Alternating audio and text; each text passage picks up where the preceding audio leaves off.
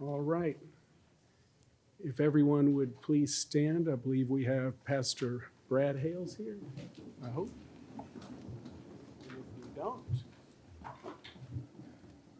actually, Pastor Hales may be caught up in the weather. Supervisor Bates, could you do us the honor with invocation? Let us pray. Dear Heavenly Father, we gather here this morning. We know that you're present with us. We ask for your guidance. Help us with the knowledge, wisdom it's going to take to make the decisions we're faced with this morning. Heavenly Father, we pray for those who are at war and pray for the countries and the people that are suffering. We know that you're there with them. And God, we ask that during this meeting that you will give each of us a clear vision of what's required. Father God, we ask that you bless this county, you bless this state, you bless the people of this nation. We ask these things in your Son Jesus Christ's holy name. Amen. And if you'd remain standing, we'll call the meeting to order. And Supervisor Payne, if you'd lead us in the pledge. Pledge allegiance to the flag of the United States of America and to the republic for which it stands, one nation, under God, indivisible, with liberty and justice for all.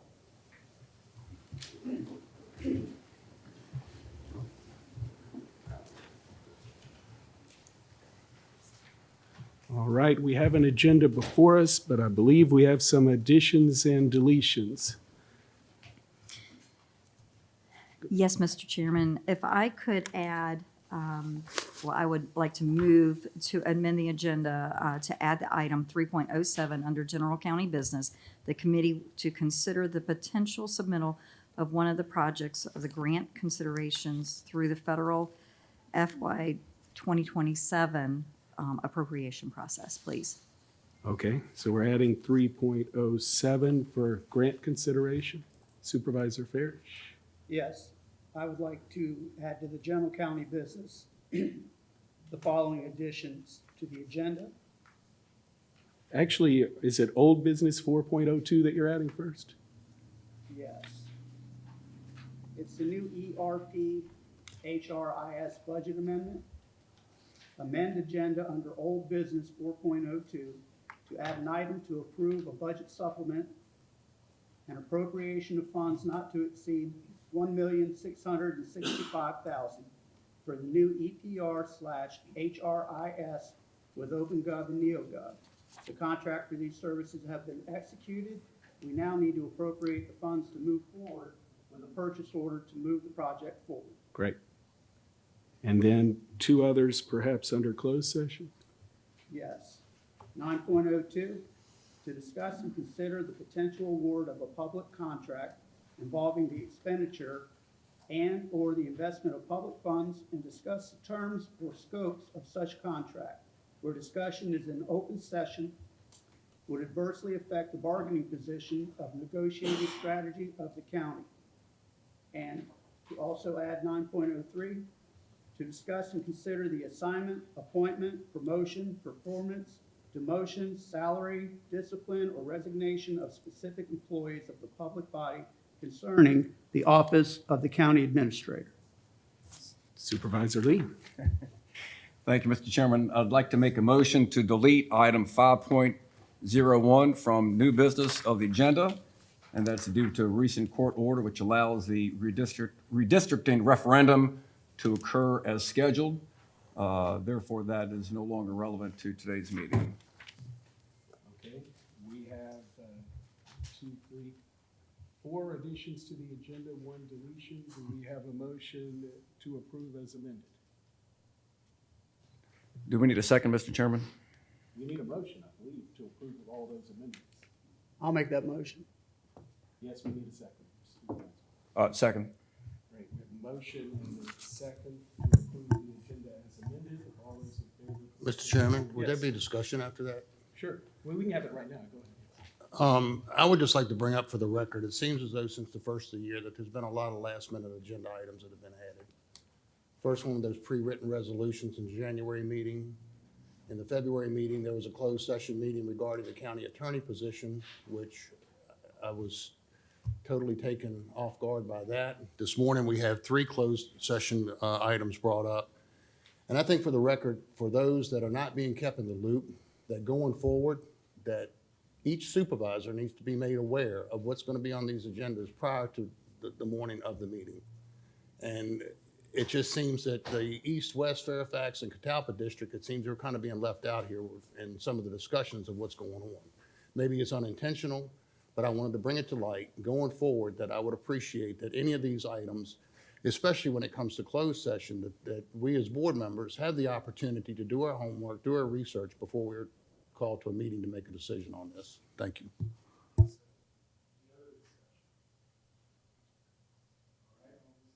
Please signify by saying aye. Aye. Any opposed? The agenda is approved. First up is the consent agenda. Sam?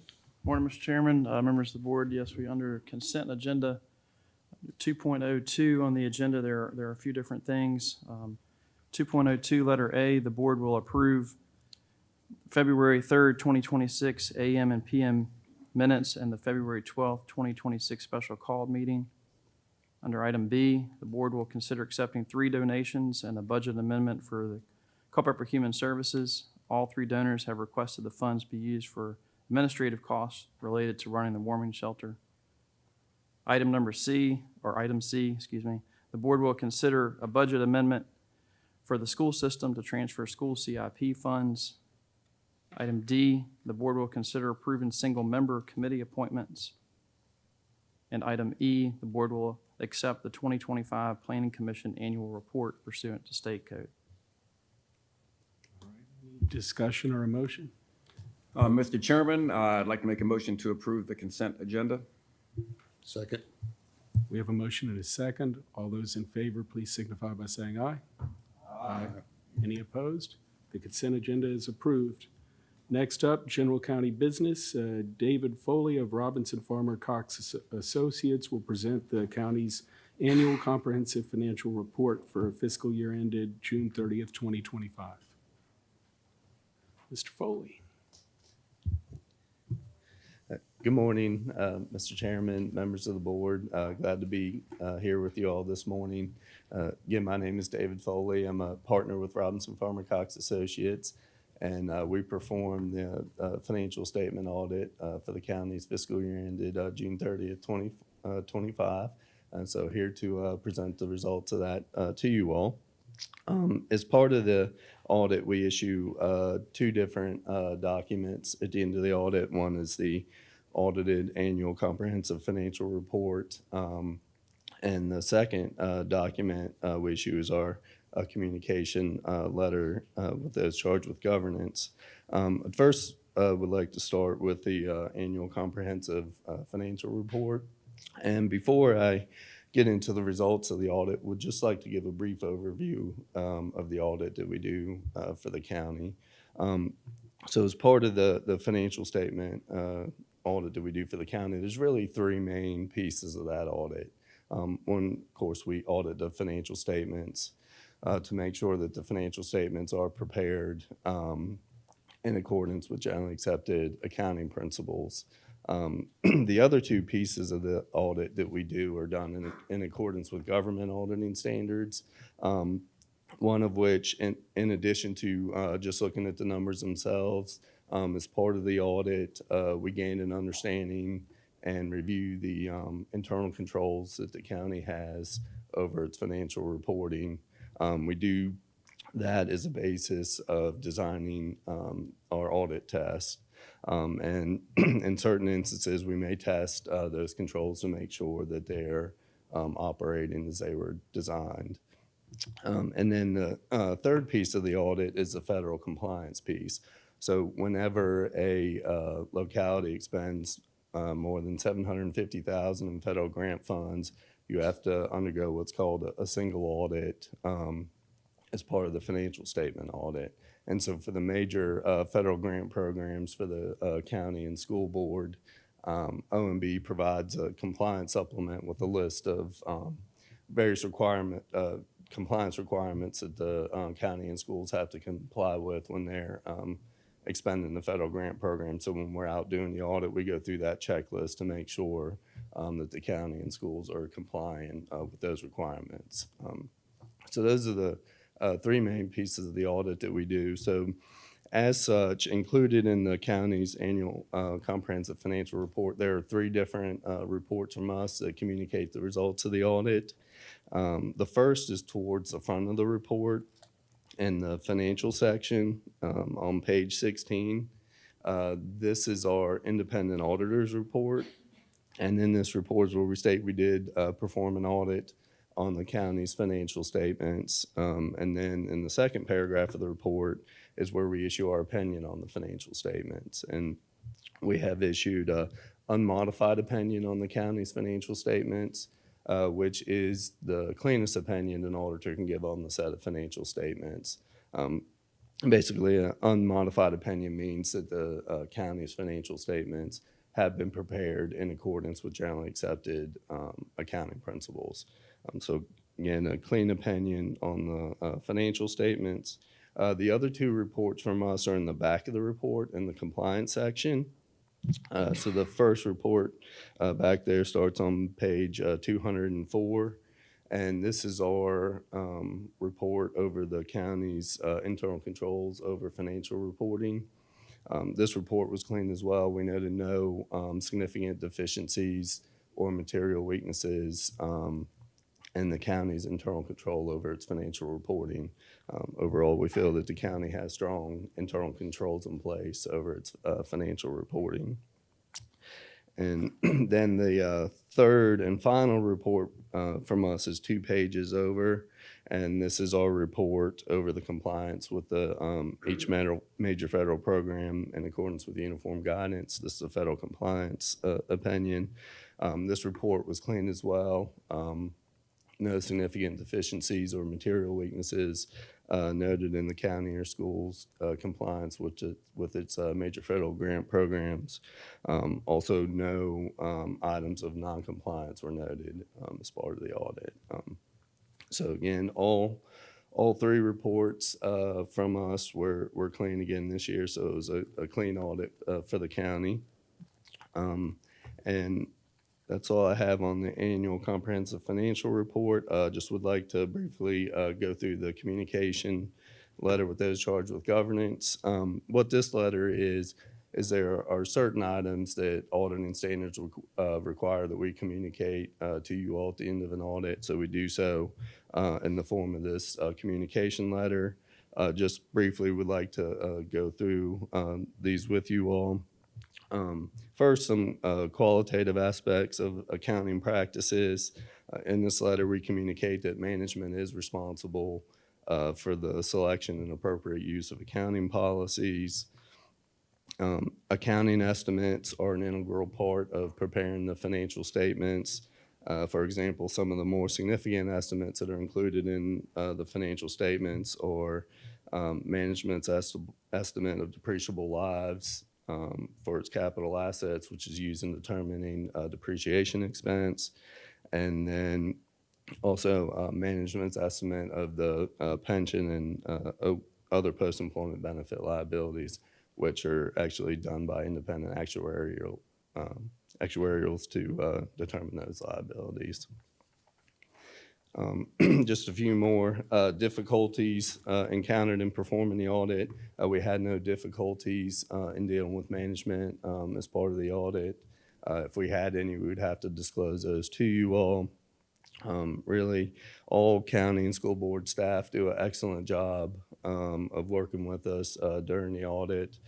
They do an excellent job of having bunch of documents ready for us when we come on site. That way we're able to jump right into the audit.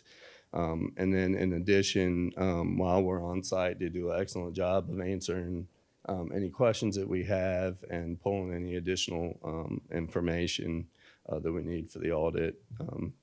And we certainly understand that the county and school staff are busy doing their day-to-day jobs, and when you have 4 auditors walking in and out of your office for 2 weeks, I'm sure that can be quite cumbersome, but the staff always does an excellent job of working with us. Corrected or uncorrected misstatements. There were no uncorrected misstatements as part of the audit. Really, we hardly had any, very few audit adjustments as part of the audit, which, again, I think speaks to the strength of the the county's finance team. Disagreements with management. We had no disagreements with management and related to financial reporting or auditing matters. Again, if we had any, we'd have to disclose those to you all. Management representations, we do request certain representations from management at the end of an audit. We get this in the form of a signed representation letter. And then lastly, management's consultations with other independent accountants. As far as we're aware, management did not consult with any other independent accountants in terms of second opinion shopping. But again, those are just the required communications we have to make to you all at the end of the audit. But that's all I have, but be happy to answer any questions you may have. Okay, questions? Thank you very much. Appreciate the report. And with that, what I would, do we need a motion to accept or not? Is it just, no? Think so. I mean, the Okay. board may have done that in the past, but I don't know that it's needed. so. Okay, great. Well, thank you very much, Mr. Foley. And then I would like to also thank staff at schools and Valerie Lamb and her office for doing a great job. This is many, many years that we have received a clean record, and then we have been recognized with awards for our performance. So once again, thank you to everyone. Thanks for having me. Next up, 3.02, Brian Phipps with People Inc. will provide an update regarding the Lightfoot apartment project. Thank you, Mr. Chair. Board of Supervisors members, I have some material to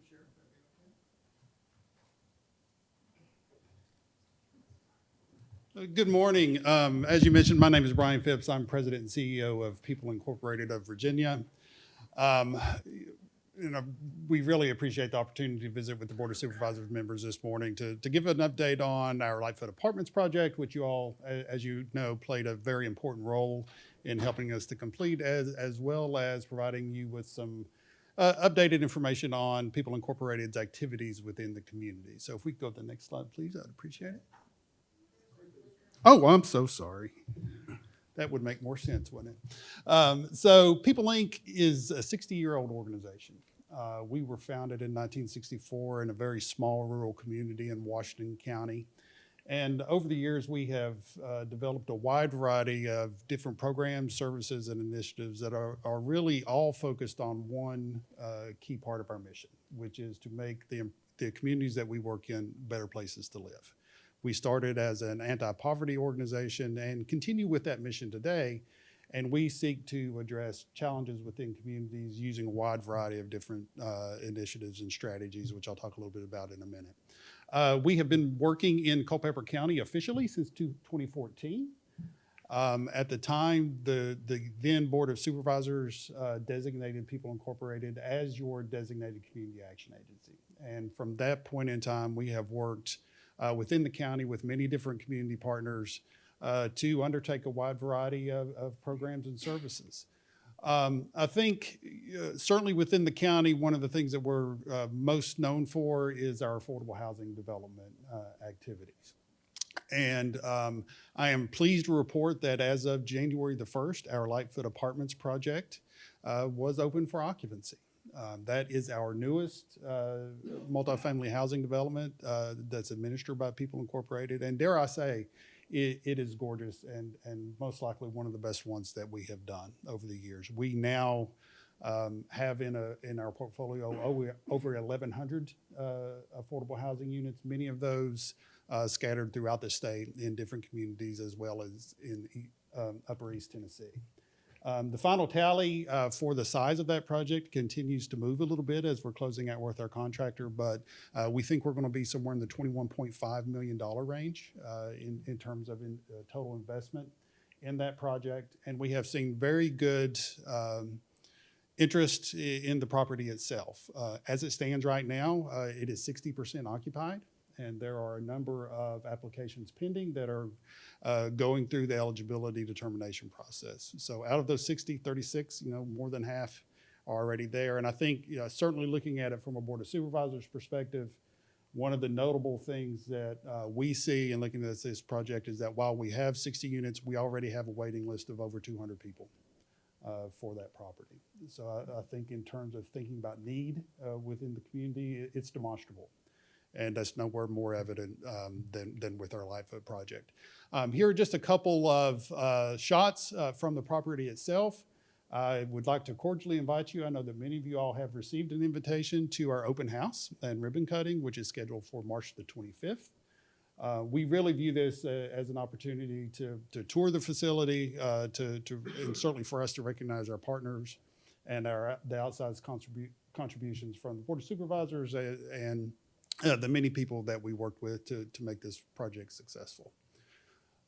In addition to our affordable housing development, we are also a community development financial institution, or CDFI. So one of the activities that we have here in Culpeper is small business development lending. And this is an area for us that we continue to develop and continue to grow.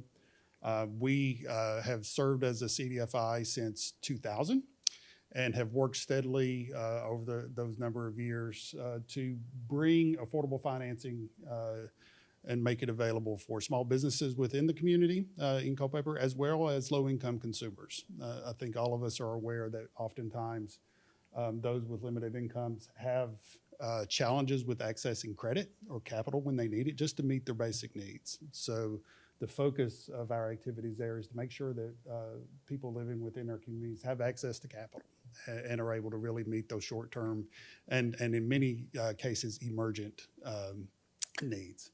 One of the biggest activities for us through that part of our operation is we are an allocatee for something that's called the New Markets Tax Credits Program.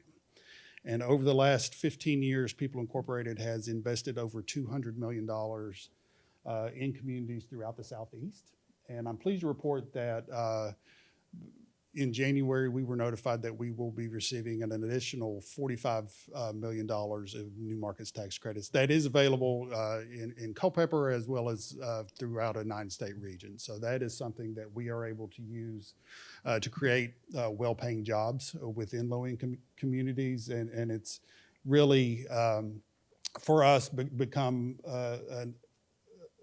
a very leverageable service that we're able to offer communities that we're working with. So right now, we are running a special sale, so to speak, for lack of a better way to put it. We are actively targeting businesses throughout the region for our small business development capital. We are able to offer right now, and particularly for the Culpeper region, as well as the entire Rapidan and Rappahannock region, discounted financing.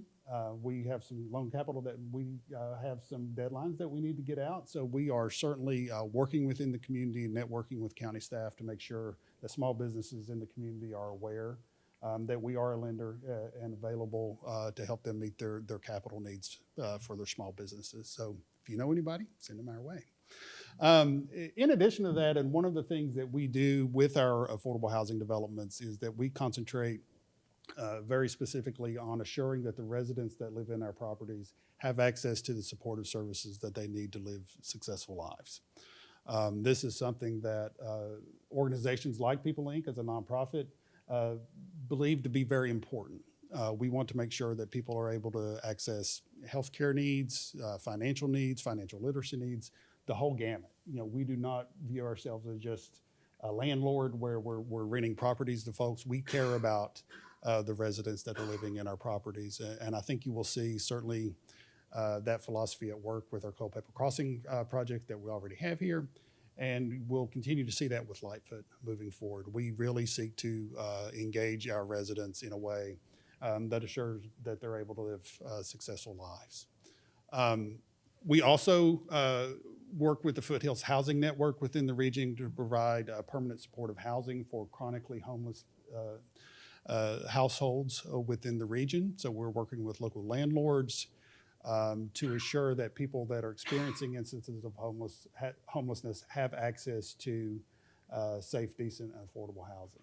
That's something that we have worked very closely with the Regional Commission on over the last few years, and we are pleased to be able to continue to provide that service. We have recently began a centralized intake process for all People Incorporated communities and programs that we operate. This is really an effort to assure that anybody that contacts People Inc., no matter where they're at within our service areas, is receiving a needs assessment very early on, so we can determine what programs they may be eligible for that we offer. But most importantly, in many instances, also linking them up with other community resources if it's something that we do not provide. Right now, we have already worked with over 80 people in Culpeper County. And this is a relatively new offering that we're making available within our communities, and something that I would anticipate will continue to grow moving forward, really with the goal to make sure, as I said earlier, that people are receiving access to the services that they need. We also work with ex-offenders within the community. That's something you all may not have been aware of, but folks that are transitioning out of the state criminal justice system. We're providing those individuals with employment services, making sure that they have access to other services and resources that they need, really with the idea that we want to prevent them from recidivating and going back into and becoming criminally justice involved. But more importantly, we want them to be successful and to be able to transition back into society. And this is a program, as I mentioned, that we have done for the last 50 years at least. It's something that's longstanding at People Inc. Right now, we, over the past 5 years, have worked with 38 residents of Culpeper. And that's pretty typical. You know, this is pretty spread out across the state, so it just really matters where they're transitioning out of and where they hope to establish their ongoing residency. So with that, that was a down and dirty and quick overview of People Inc. and everything that we do. Again, thank you all for your ongoing support for our development efforts within the community, and I hope to see you all on the 25th. We're very excited and pleased to be able to show that property off. It's, as I said, it's really a jewel for us. So happy to answer any questions, Mr. Chair. Thank you. Questions or comments? Supervisor Lee? Yes, Mr. Chairman, thank you, Brian, for that presentation. Very Thank welcome. you for the great work that you do. Thank you. At People Inc. Just two quick questions about the Lightfoot Apartments. So those apartments are available to people that live not only in Culpeper, but into the surrounding counties, or is it Culpeper only? Fair housing requires us to not be able to establish any local residence requirements. So the short answer is they're available to Whoever comes in. to anybody that meets the eligibility requirements. I will say that we are able to support lease-up activities by, predominantly publicizing through, local organizations within the county. But there aren't any residency restrictions. Gotcha. Per se. Okay. And then if you could remind us, what are the income requirements again? I anticipated I may be asked this question, so I wrote it down this morning. So it is based on a percentage of the HUD area median income. So those limits are established by the Department of Housing and Urban Development annually, and they're updated annually. For a family of 4 living in Culpeper, the maximum income level is $69,000. To give you some idea about the rent ranges that we're offering, the rents are set according to each family's median income. So they are intended to be affordable for people that may make 40% of the median income, or 50%, or 60%. To put that into real numbers, for a one bedroom apartment at Lightfoot, our rent ranges are from $699 to $944. A 2-bedroom is renting for a minimum of $830 to $1,225. And our 3-bedroom units are a minimum of $945 up to a maximum of $1,544. So that gives you some idea, especially if you know of other people that are renting within the community. By working through different financing sources that are available because of our income targeting, we are able to keep those rents low. And it's really our commitment to make sure that we are maintaining a high quality property that's affordable to Culpeper residents. And so that's $69,000 for a family of 4. Could you go over that? That is the upper ceiling? That is the upper income ceiling for a family of 4 that would qualify? Yes. For that? Okay, got it. That's correct. Okay, thank you. Any other questions? Yes, Supervisor Parrish. How are you finding your target audience for residents and potential people to loan money to? How are they finding you? We work very closely with small business development centers, which are administered by the SBA. I know, George Mason, James Madison, oftentimes Institution of Higher Learning run SBDC programs, which is kind of an entry point for us. We also do a lot of work with local chambers of commerce. We network with commercial bankers. The idea is that our loan services are intended for people that can't go to a local financial institution and get a loan. That doesn't mean that they have horrible credit or anything like that, but in a banking and commercial banking environment, there is obviously additional risk associated working with people that are in a startup phase of their business.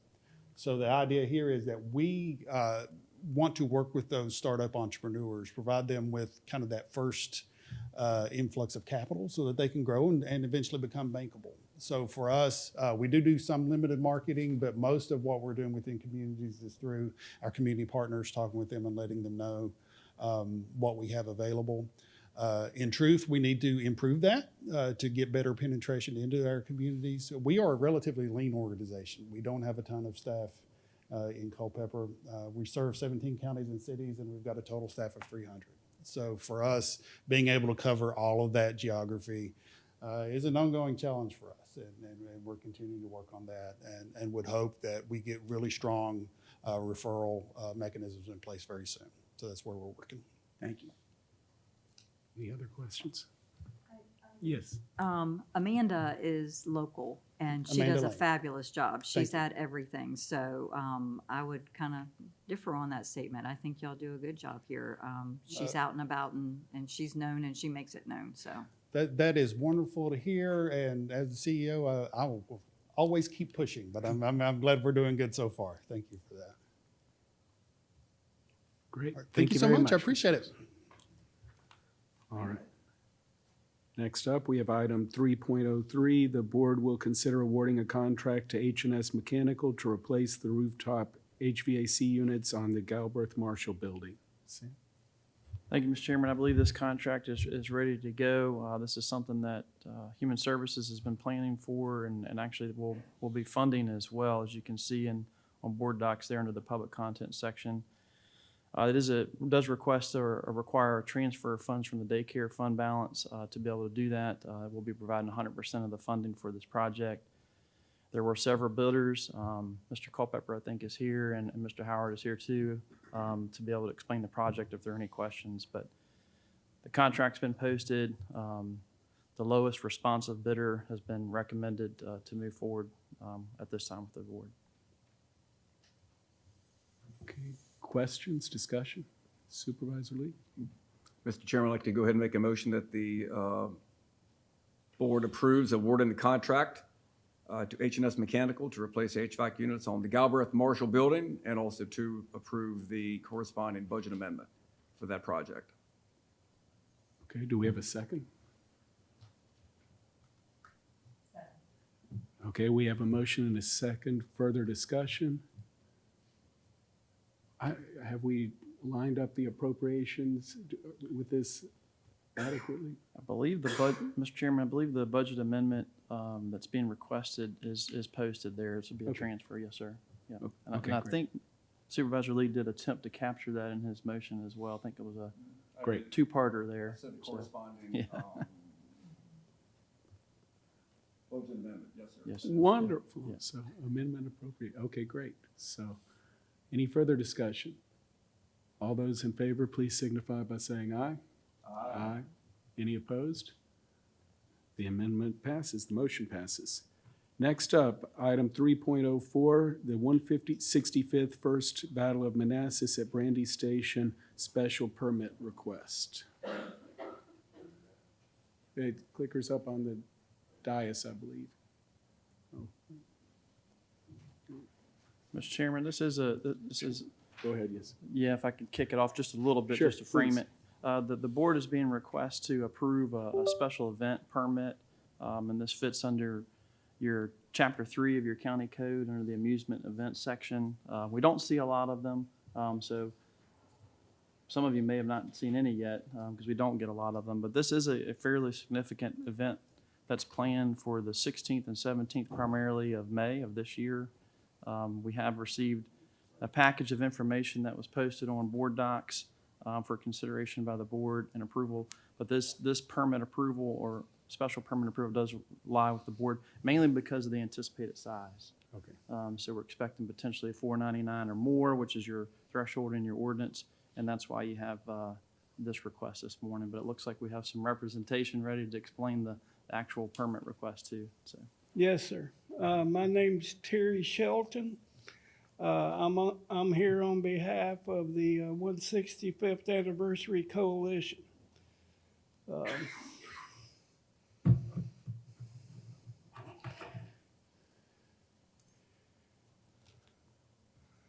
The coalition was formed by a group of 25 existing reenactment organizations.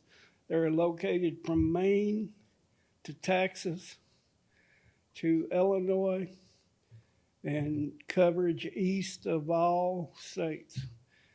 Our goal is over the next 5 years, we will commemorate 165th anniversary events, 1 to 2 a year, in addition to our normal schedule. But we're coming together for several reasons: to make them the best they can be, the best quality that we can provide, and to give an accurate representation of those battles. We also include civilian life. They will give civilian demonstrations to give people some insight into that era of our history. So when you think about the 165th anniversary and your first major land conflict during the war was Manassas. And we could not see kicking off this effort without commemorating Manassas. And I want to emphasize that word, commemorating. We're not refighting the war. We're out there to enjoy our love of history and to prove there's no animosity. I even brought my counterpart, Kurt Leahy, who's a federal commander. I will be the overall Confederate commander. But our organizations have worked together before. And some of our units have participated in the Brandy Station Cavalry events of the past. So we decided to, since the Park Service National and state will not allow you to do a force-on-force event at a state or national park, then we seek out lands that are either privately owned or owned by preservation groups. In this case, American Battlefield Trust, we can do our force-on-force scenarios. The Cedar Creek, I'm sorry, I knew I was going to say Cedar Creek. My apologies. The Culpeper Battlefield State Parks we're utilizing for parking for the federal reenactors as well as their camps. There can be no force-on-force on those two parcels. This is the event site as we've laid it out. You will notice the HQ area. You will see, got a couple of slides, you will see HQ or registration. That is our main activities tent. That's going to be 2,100 square feet, which we are required to get a permit for. And I submitted that application yesterday. I'm going to go pay for it right after this meeting, the fee for it. But that will be the center for things like registration. The reenactors will come in at 8:30 on that Thursday morning to start registering. That enables us to gradually bring the reenactors in rather than have one mad rush and one, traffic situation. So they will gradually come in until 8:30 on Saturday morning. Now, I know there's concern about traffic, and rightfully so. I understand that. With reenactors, once we're there, with a few exceptions, we do not get in our cars after people leave and drive all over the place. We like to keep the dynamic going. People stay in period dress. We cook on fires. We gather around the fires. And Saturday night, we're going to have a period ball at the activities tent, which we've invited the public to. You will notice the two parcels from the state parks, U.S. Park and U.S. Camp. Beyond that, everything else belongs to American Battlefield Trust. Now, I should also mention our partner, the Culpeper Battlefield Tours Group, who will be working with us during the event and who's done a lot of interfacing with county officials over this course of time. Cunningham Circle, which is approximately 1 mile north of the main event site, will serve as, we do have reenactors who like to bring, of course they have to bring horse trailers that the cavalry does. And a lot of them like to sleep in those trailers. So we don't do those things in our camps. Everybody sleeps in tents like they're supposed to. But at any rate, some of those folks do. And we got folks coming from Montana. One guy's coming from Las Vegas. We even have a Canadian coming. So we've gone international, you might say. But we are providing facilities for those reenactors at Cunningham Circle. They will have porta-johns, water points, and firewood, just like the main camp will.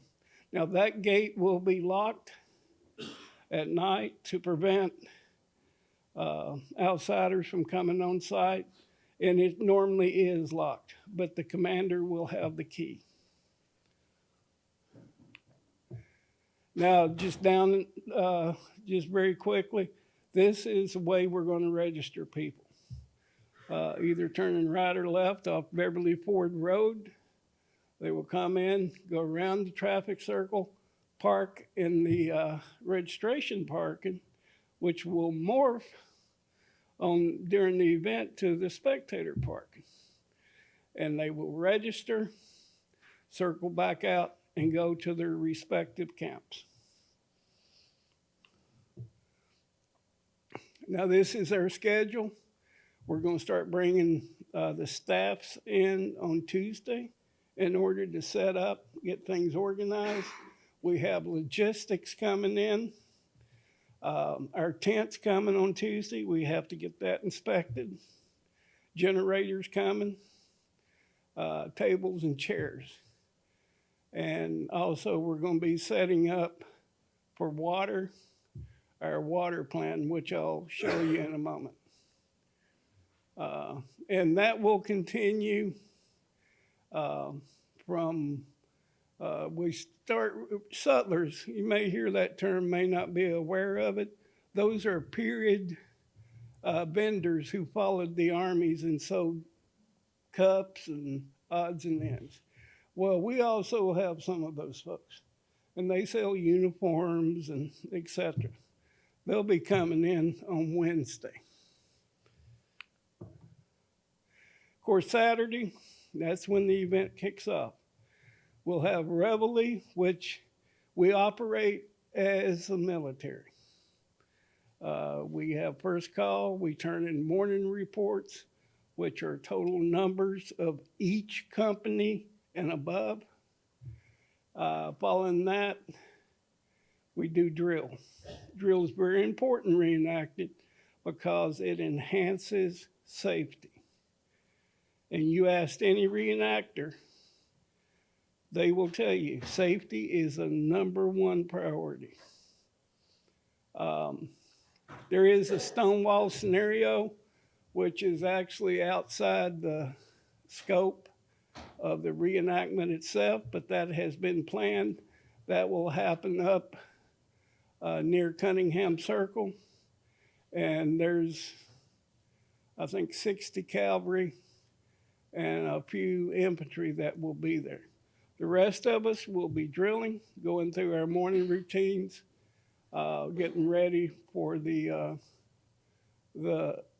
battle scenario later in the day. At the same time, we're going to have speakers in the tent. I know that Chuck from the American Battlefield Trust is going to speak. We will also have others to talk about preservation efforts as well as historical topics. So those are always very entertaining. We're going to have artillery demonstration where spectators can get close, but within the safety zone, which we have a published safety zone.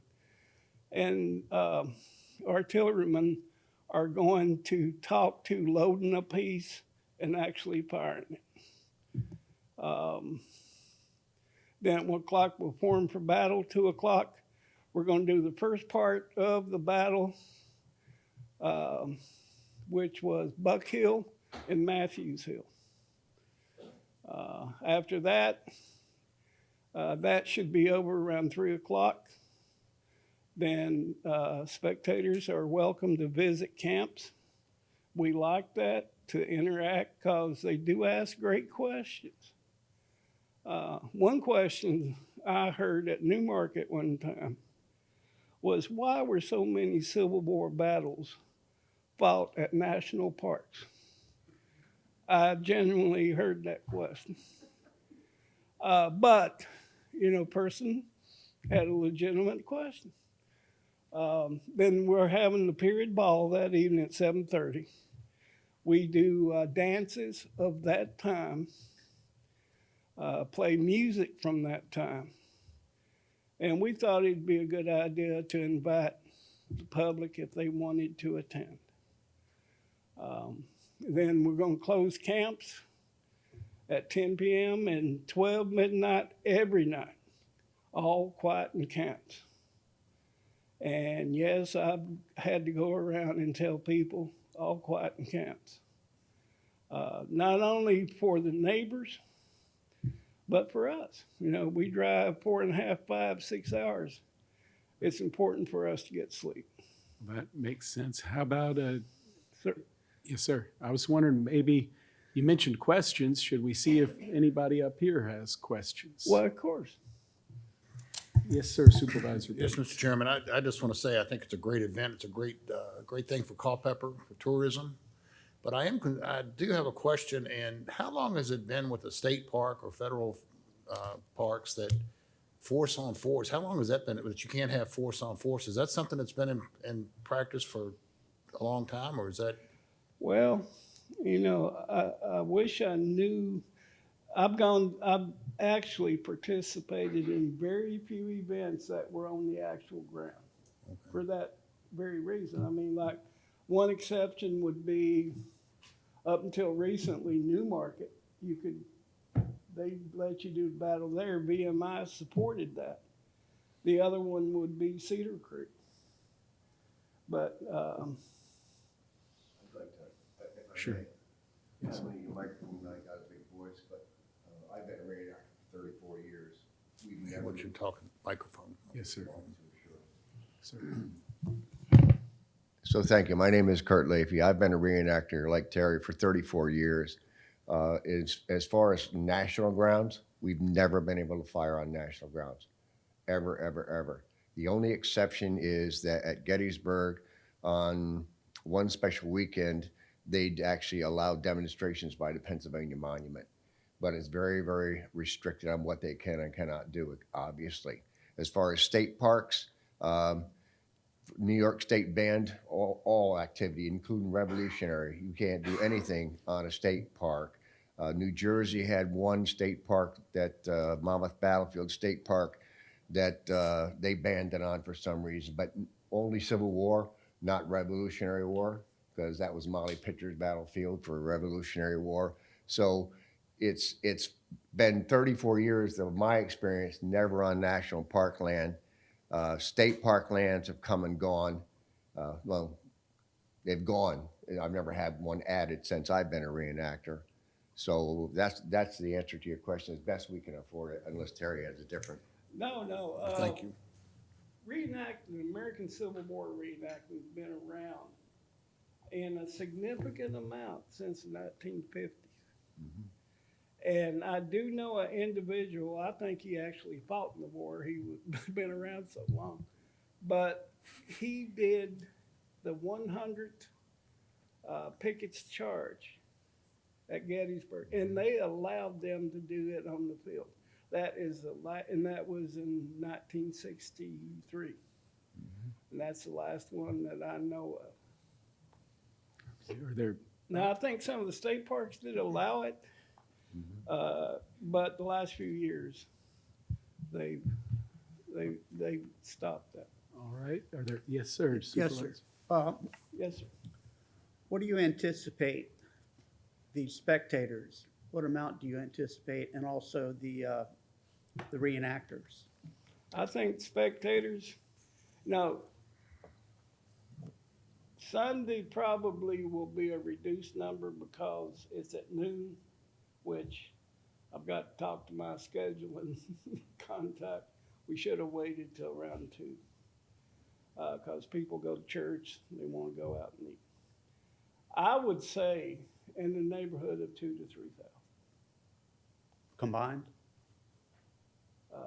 That's just spectators. Just spectators. Reenactors, we did initially say up to 4,000, but we didn't know at the time, but there's 2 other events scheduled that are going to detract from this event. And we're estimating right now around 2,000, which the 150th Gettysburg, we had 11,000. And the 135th Gettysburg, we had 26,000 reenactors. Yeah, Now, you're talking about traffic problems. there you go. People were backed up out on Highway 15, and they said literally the exhaust was melting the asphalt. Now, that won't happen here, folks. We're going to keep people moving and keep traffic moving. I did talk with the sheriff before the meeting this morning. They are developing a plan for traffic control and to be on site during the reenactment times to support us. So we think it's very manageable. We think we can control it. And we have enough room. If it gets too backed up, we can let people in and register or collect the gate fee at that time. Other questions, or, yes, Supervisor Payne. More of a comment. First off, I want to thank you guys for doing this and let you know I do support your request. I look forward to attending myself. Yeah. I just have one quick something I hope I could be helpful to you, because I'm also the guy who farms the land down there. Okay. And the one concern, and this is just trying to be helpful in this matter, there are some of the parking, the CS parking, the spectator parking. There are some areas that, like I said, I know the land very well, been there a long time. There are questionable soils in a couple of the parking areas. Yeah. And I want you guys to do well. So just something to consider going forward. And CS parking, spectator parking, overflow parking, those areas can get saturated pretty quickly. So just as a thought to possibly have an alternative of a hard surface somewhere Yeah, for those areas. So, and the airport has been made available. and it's across the street. Yeah, So right across the street. there you see, you already figured it out. I'm sorry? You already figured it out. Yep. Thank you. Well, I can't take that credit. Someone else figured it out for us, but Excellent job. I Thank still you. appreciate it. Thank you, sir. Thank you, sir. Well, then, And I'm available if you need me. Okay, and thank you for Yes, what you're doing. would you like to follow that up with a motion, Supervisor? I sure would. Mr. Chairman, I move that we approve the special permit request for the first Battle of Manassas at Brandy Station. Second. Second. We already had Supervisor Bates beat you to it, Supervisor Parrish. So we have a motion and a second. All of those in favor, please signify by saying aye. Aye. Any opposed? It passes unanimously. And we thank you. Thank Good you luck, so John. much. Thank you very much. Hey, this isn't our first rodeo, and this isn't our first reenactment. We'll do just fine.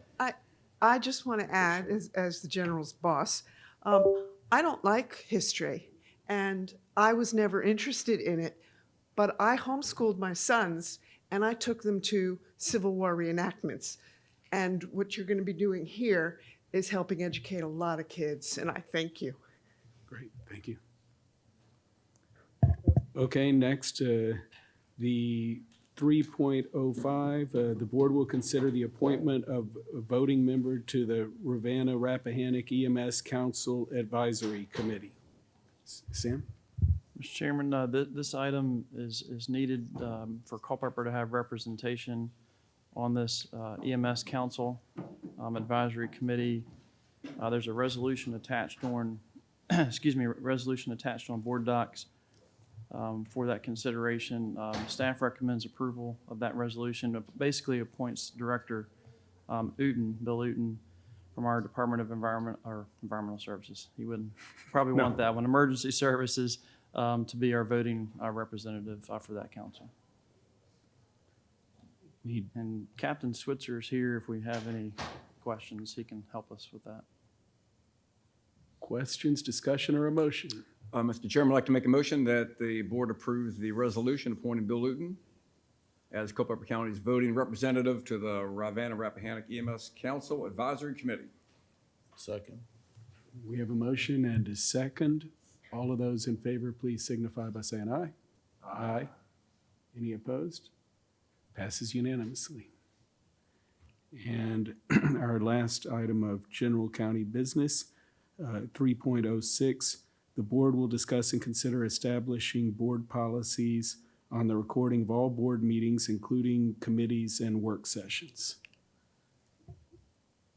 This was requested, I guess maybe we'll open it for discussion. Mr. Chairman? Yeah. I was actually the member of the board that asked for this to be on the agenda. I think it's something that's long overdue. We stream our public hearings, but not all of our work sessions, not our subcommittees. I think that the community, especially in my district, has reached out to me, and everyone wants to see this that I've spoken with. I've met no opposition to this. The wording of it concerns me. Recording of all meetings. What my intention here is not just to record. It would be, a way of it streaming, or I know we can work through the details of it. I know today we're just working in principle, but when we're working in principle, I'd like to let you know that my intentions is not just to record them. It's to make them available immediately to the public and at all subcommittees, work sessions, pretty much every meeting. So, Other discussion on this? Hey, Supervisor Bates. Mr. Chairman, I agree. I think it's a great idea to make them available via live stream. I guess my only question would be through the Cable Commission or Culpeper Media, is there a cost that, what is the cost going to be associated with the additional filming? Is that And again, I don't know how the live stream thing works or whatever, but I know if we involve Culpeper Media, that there's a good chance there's gonna be an additional cost associated with that. So I would like to know, what we're looking at on that too. That makes sense. Any other questions? Following up on Supervisor Bates' question, I think perhaps we do need to look at the mechanics of it, meaning what we do for a production here may not be what we need to do for a committee meeting. So just as our rules are less formal for committee meetings, perhaps we could have ways to stream that are less formal and less polished than what we have here.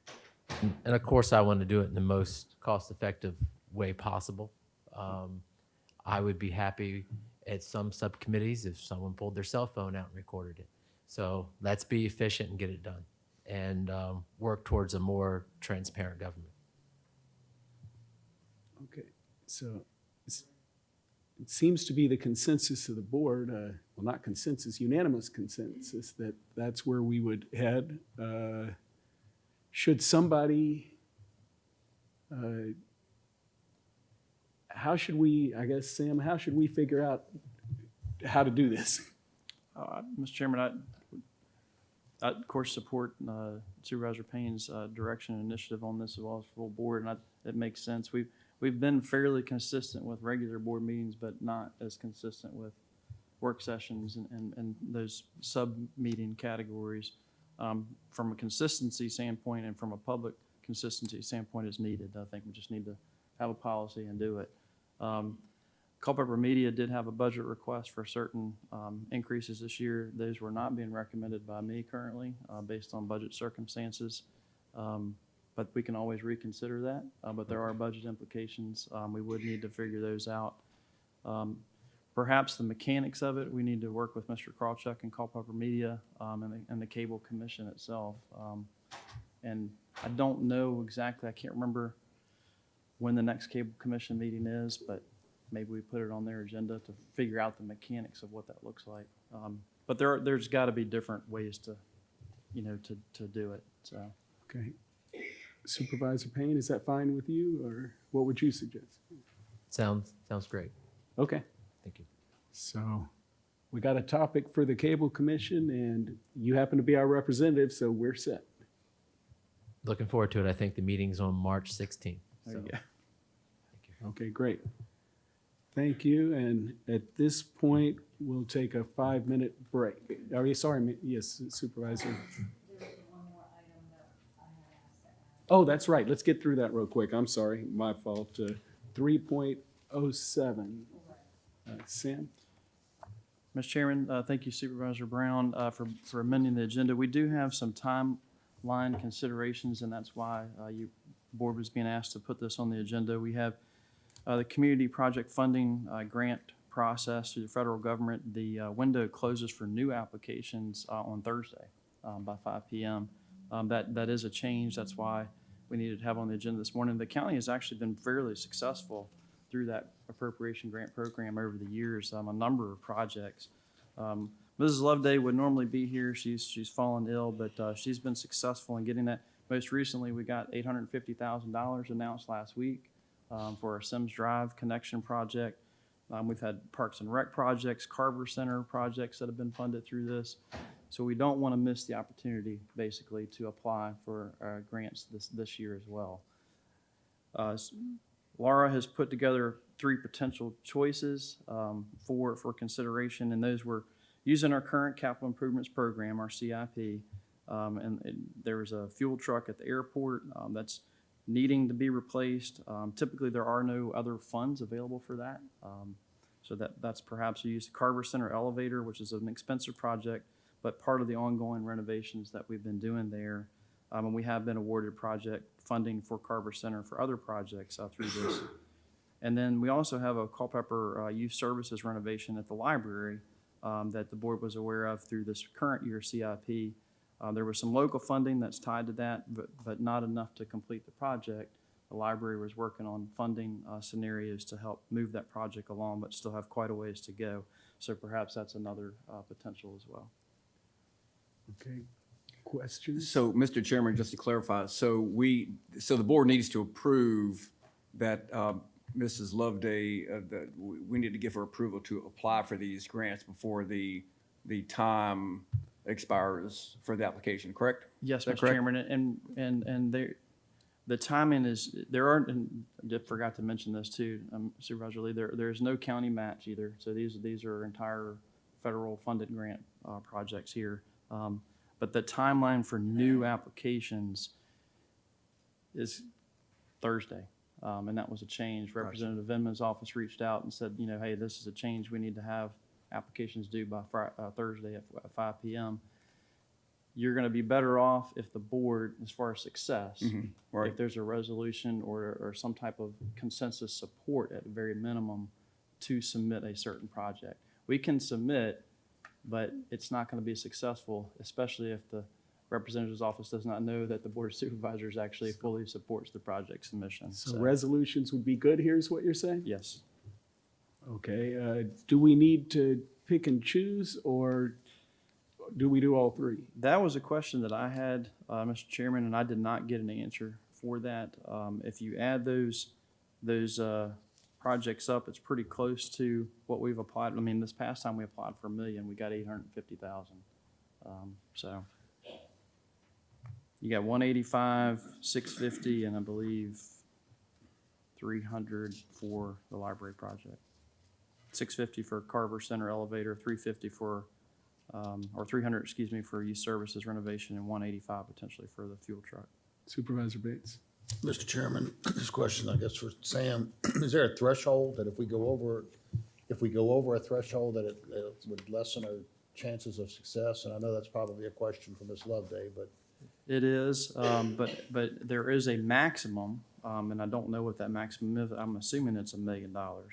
Based on looking at the history here that I was provided, we applied for $1 million for Sims Drive twice. We didn't get it. There was no project award in FY25, but we did get it this year.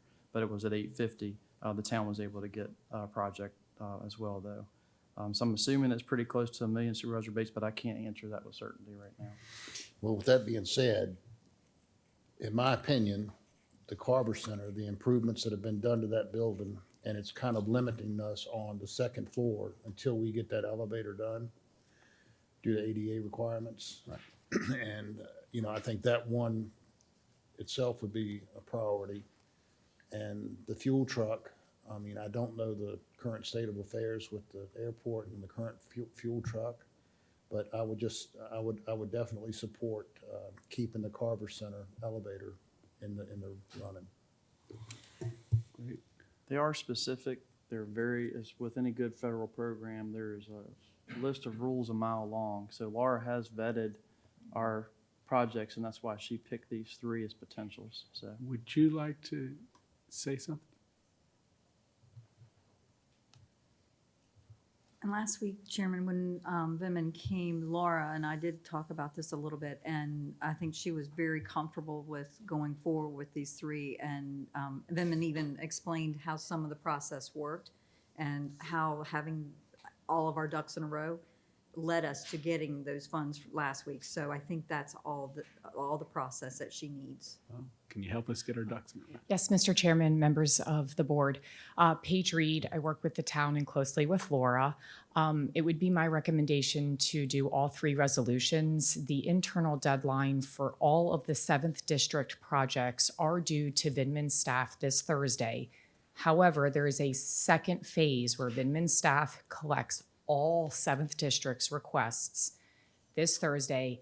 They have a federal deadline of March 11th, and they have to go through and knowing where other requests are coming in from other districts and how much demand on different guidelines. So whether it's guidelines for EDI funding or whether it's guidelines for, you know, safety and infrastructure, they assess internally and then they move forward the ones that they believe they can champion with the most success. And so I wouldn't limit your potential at this time, and I would recommend all three. That way, if there's a gap in an area that one might stand out better than the other two, they'll be able to carry that forward, and it gives you the best chance for at least one getting through the gates. Thank you. very much, Ms. Reed. Supervisor So I Brown, hear that we move forward with this resolution for all three projects. for all three, yes. I second, Mr. Chairman. Okay, so for clarification, there is a motion from Supervisor Brown to pass the resolution for all three projects, and we have a second from Supervisor Lee. Any further discussion? All those in favor, please signify by saying aye. Aye. Any opposed? Passes unanimously. All right, now 5-minute break. Thank you.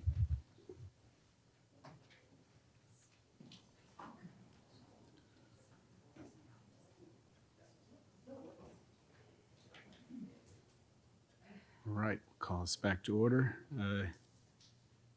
Next up, we have 4.0 old business, 4.01. The board will hear an update from Mosley regarding the courthouse space needs assessment. Good morning, Mr. Chairman and members of the board. My name is Aaron Chupp. I'm with Mosley. And today with me is Meg Bauer from Trunk Branch Twig Bud and Brian Susaki and Thomas Ruff from Timmons Group.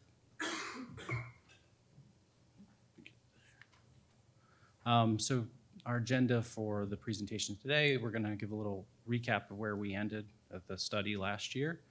We're going to talk about the space needs assessment that we updated, talk about the parking study we performed, discuss some of the variables that are key to moving the project forward, and then discuss some next steps that we can take on the project study. So recap, last year we talked about 3 different options, 2 on the current site and 1 on the site of the building we're in right now. And the board had directed us to move with this option B in the study. And some direct recall what that entitled. There's a number of buildings that needed to be demolished in order for the new building footprint, as well as we had to work with the town to close a portion of Cameron Street to accommodate the new building footprint. And so this was this option. There was a phase 1 new construction of 4 levels of 104,000 square feet, and the existing addition on the courthouse was going to be demolished in phase 2 and rebuilt as an addition to the new courthouse. And so that's what we did last year, and so now we're going to have an update of where we're at. Hi, thank you very much. I'm Meg Bauer, and I helped Aaron out with the space needs. So the first round and what we had done prior to the imagery that you just saw was we went and met with every element that might possibly be considered to be brought into the new courthouse. And we did a space program, which means we talked with them about their operations and we assessed their space needs as individual standalone agencies. So that's where we got the total square footage you see that was included in the prior images. And we want to maximize when we're doing site test fits the possible space needs, because we want to make absolutely sure that however large any of these elements might be, that the building will in fact fit on the site that we're testing for. So we programmed everything in isolation and we assumed that everything would be included. Option B was preferred. Then we took a look at the site, we assembled the spaces, and we went back and met with everybody again. And the purpose this time was to find out where we could have sharing and efficiencies. So this image right here shows courthouses have 3 different zones of circulation, and it's really important that you look at that as a 3-dimensional puzzle. You've got the public areas, the staff areas, and the restricted areas, and you've got movement for the public, for the staff, the judges, and for incarcerated individuals. And so we took a look and we did a lot of stacking analysis, and as I mentioned, we went back and met with everybody again, and we determined that there were 2 elements that we'd considered to bring into the courthouse that would optimize, they would be better if they were outside the courthouse, and those are victim witness and the magistrate customer service. With all the remaining elements, we took a look at the stacking and we talked with them about what they could share on each floor. And we negotiated for them to share staff shared areas, meeting rooms, break rooms, toilets, and staff corridors in the back. And we negotiated sharing of some courtroom spaces. So General District and Juvenile and Domestic Relations Courts agreed that they could share one courtroom because neither of their needs rose to the level of needing an individual courtroom. And so we worked with the building again, refined it. We worked on shared spaces, spaces for the public, how the corridors and circulation would be most efficient.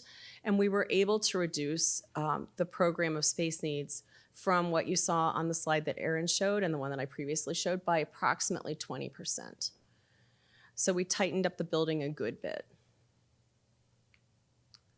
And so this footprint, Erin's going to talk about this a little bit more in a minute, but you can see that it pretty much fills up the entire site all the way, it goes all the way up to West Street, and it covers pretty much up to the property boundary. So the next step for us is to go back and take this new revised program, which is smaller, and revise the concept options so that we can figure out how this new smaller building might better suit the site. There's a new element that's come into consideration, and that's because of the discussions that are going on about the jail. We know that there's some decisions that still need to be made about what's going to happen with the jail and what's going to happen with the population that's normally housed in the jail. This is a really important element for the courthouse. We already have court holding inside the plan for the current courthouse, and that would be for folks that are coming in that have pending charges or some kind of case that's going on, and they come in, they're incarcerated, and they can attend their court. We have that space included. But what we've started to consider that we might want to add to this project is a local lockup.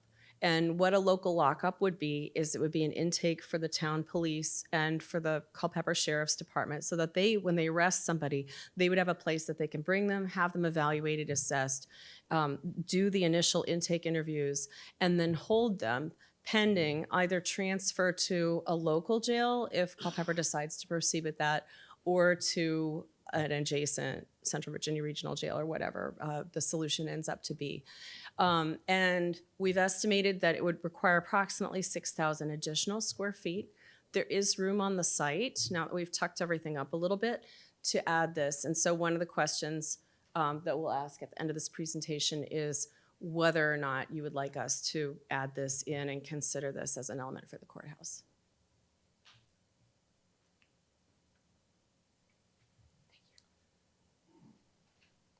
Good morning. Thank you for your time this morning. My name is Brian Sahaki with the Timmons Group.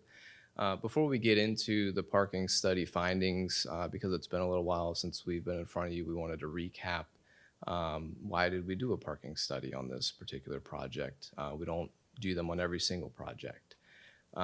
So first off, I want to recall and refresh memory that there is a parking overlay in the town of Culpeper. So by ordinance, there is actually no parking requirement. So we're trying to find this balance between convenience and cost and planning the right way for this project. So we performed this study after evaluating the town's utilization, which they provided to us. On average, a lot of the town lots are somewhere around 50 to 60% utilized, so there is available parking within the town. And what we thought we might find in this study is an understanding of where perhaps some of that utilization already lies relative to the courthouse, where perhaps the new parking number that we can calculate from different guides, perhaps some of that is already being utilized by the existing use. We want to kind of understand the parking metrics a little bit more of what's currently being used. What do we really need to plan for in the future in addition? We did discuss some parking garage options, and there were some cost figures shared with those. So that's obviously another element, and reason for the study is how can we plan efficiently and economically for the future. So with that, I'll turn it over to Thomas, and he'll go through some of the data, which is we found it pretty interesting as engineers. So hopefully you will too. Thank you. Thank you, Thomas Ruff. Appreciate that. And yes, we get to do the fun part, the parking part. Just to give a little bit of background for the board, this is the study area which we were focused in right on the courthouse and trying to understand as visitor staff as well as other folks coming that were scheduled to be at the courthouse were coming into that space. And so we did review the existing lots. There are 4 lots that serve the courthouse and kind of break down whether they've got reserved spaces, the time limits and things like that, and whether they're public spaces, and aggregated this information. And that's part of what the next step as we get into the data will show, is just kind of how that gets used by the public in each case. And so we also looked at, there is a significant amount of on-street parking. Now it is various degrees of hour, 2 hour, and some unlimited pieces, but we wanted to capture all of that information, again, where people might be parking as they come to visit this site. And just to, Brian had mentioned as well, just a little bit further out on that, this zooms out a little bit from the courthouse site, but does bring in the information from the town study on utilization at each of their own parking spaces, so parking lots. And so I think the ones in most close proximity were the West Culpeper Street lot and the Spencer and Cameron lots. And you'll see the data from that study, which came prior to us, was somewhere in that 50 to 65% utilized throughout the day. And so as Brian mentioned, we were trying to figure out that the town did not look at the courthouse lots because they were owned, separately operated and owned. So that's what this next study was hoping to capture, those additional lots. What you'll see, so we performed 2 different days of having our staff at the courthouse recording parking locations and talking to visitors and folks coming to the site. And you'll see this is on a Wednesday. There were 2 courts in session, General District and Circuit Court. And you'll see that it was about roughly 99% of folks are parking within that 3-minute walk shed. And you'll see that almost everyone is parked within the 3 lots.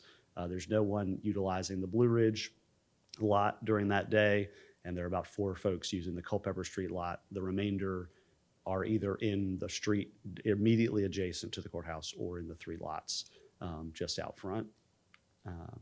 And so this gets a little more detailed. This was on a Monday. We had an additional court in the JNDR court was also in session, so there was kind of a jury day as well as being a Monday. There were some weekend elements. So this was kind of considered we talked with court staff. This was a peak day at the court site. And again, what you'll see here is the 3 lots that immediately are adjacent to the site are very heavily utilized. A large number of folks are coming into those spaces. However, the Blue Ridge lot, you'll see I think there's 11 folks that parked there. So there's 70 spots in that lot, about 11 people parked there. You can see there are a large concentration. We have the exact numbers, but again, not to get too specific, there are a lot of repeat users coming in and out of those 3 lots and using the on-street. And you'll see as well, the Cameron Street, Spencer, and Culpeper Street lots have 1 to 5 cars parking there. The main reason, again, for identifying some of that information is that what we thought was happening is that 50 to 60% utilization in the Culpeper, Cameron, and Spencer lots was being affected by folks that were going to the courts. But it turns out those lots are largely untouched by people that are going to the courts. So this day had about 200 or so people, visitors and folks coming to the courts. So it's a very busy day, but again, everyone is trying to get as close as possible to that site, and this just illustrates that a little bit more. 98% of folks are within that 2 to 3 block radius of the site, and so we wanted to be kind of clear in how we presented that information of where people are coming from and going to, and try to be very explicit with that data as we move. And again, there's additional information compiled, everything put together. I think the big takeaways that we went back and forth on as we discussed this was that we did get a lot of reports. We did interview folks as they came into the courthouse. That was part of it. We got them to give us their location as well as interview. And a large portion of the discussion was around lack of signage, lack of understanding of where to go, lack of understanding, of what to do if most people just have the address for the courthouse and they come directly to the courthouse and then somewhat, I don't want to say panic, but somewhat then look and create a little bit of frustration as they come to the courthouse. So that was a portion of what we kind of represented in the data. As well, again, not to get too far into the weeds of the data, we kind of tried to provide breakdowns of a number of spaces used by each visitor. And there is, you'll see here, really what this illustrates is the lots are being utilized at least 2 to 1 in most cases for people repeat using those lots. And so there's a lot of turnover. Now, again, there are folks that come for jury duty that do stay longer. There are different people that do stay a longer period, but there are a large amount of the visitors to the courthouse come in there's a lot of turnover in that element. And I'll finish real fast that we did also do in conjunction with courthouse staff a survey of staff parking. So that study that we show there only was talking to visitors and non-staff. We did a survey with the staff, had about 35 staff members, which I think was almost all, I think there's 40 staff members, report. And the interesting data within that is just that the staff also noted that they had concerns with parking, but when asked, were they able to find a parking space in the same spot every day, the answer was yes. And so from that aspect, currently staff is well parked, but I think the general churn of folks as they look for parking spaces in this general area does create some operational things that we did talk about with county staff as a future option.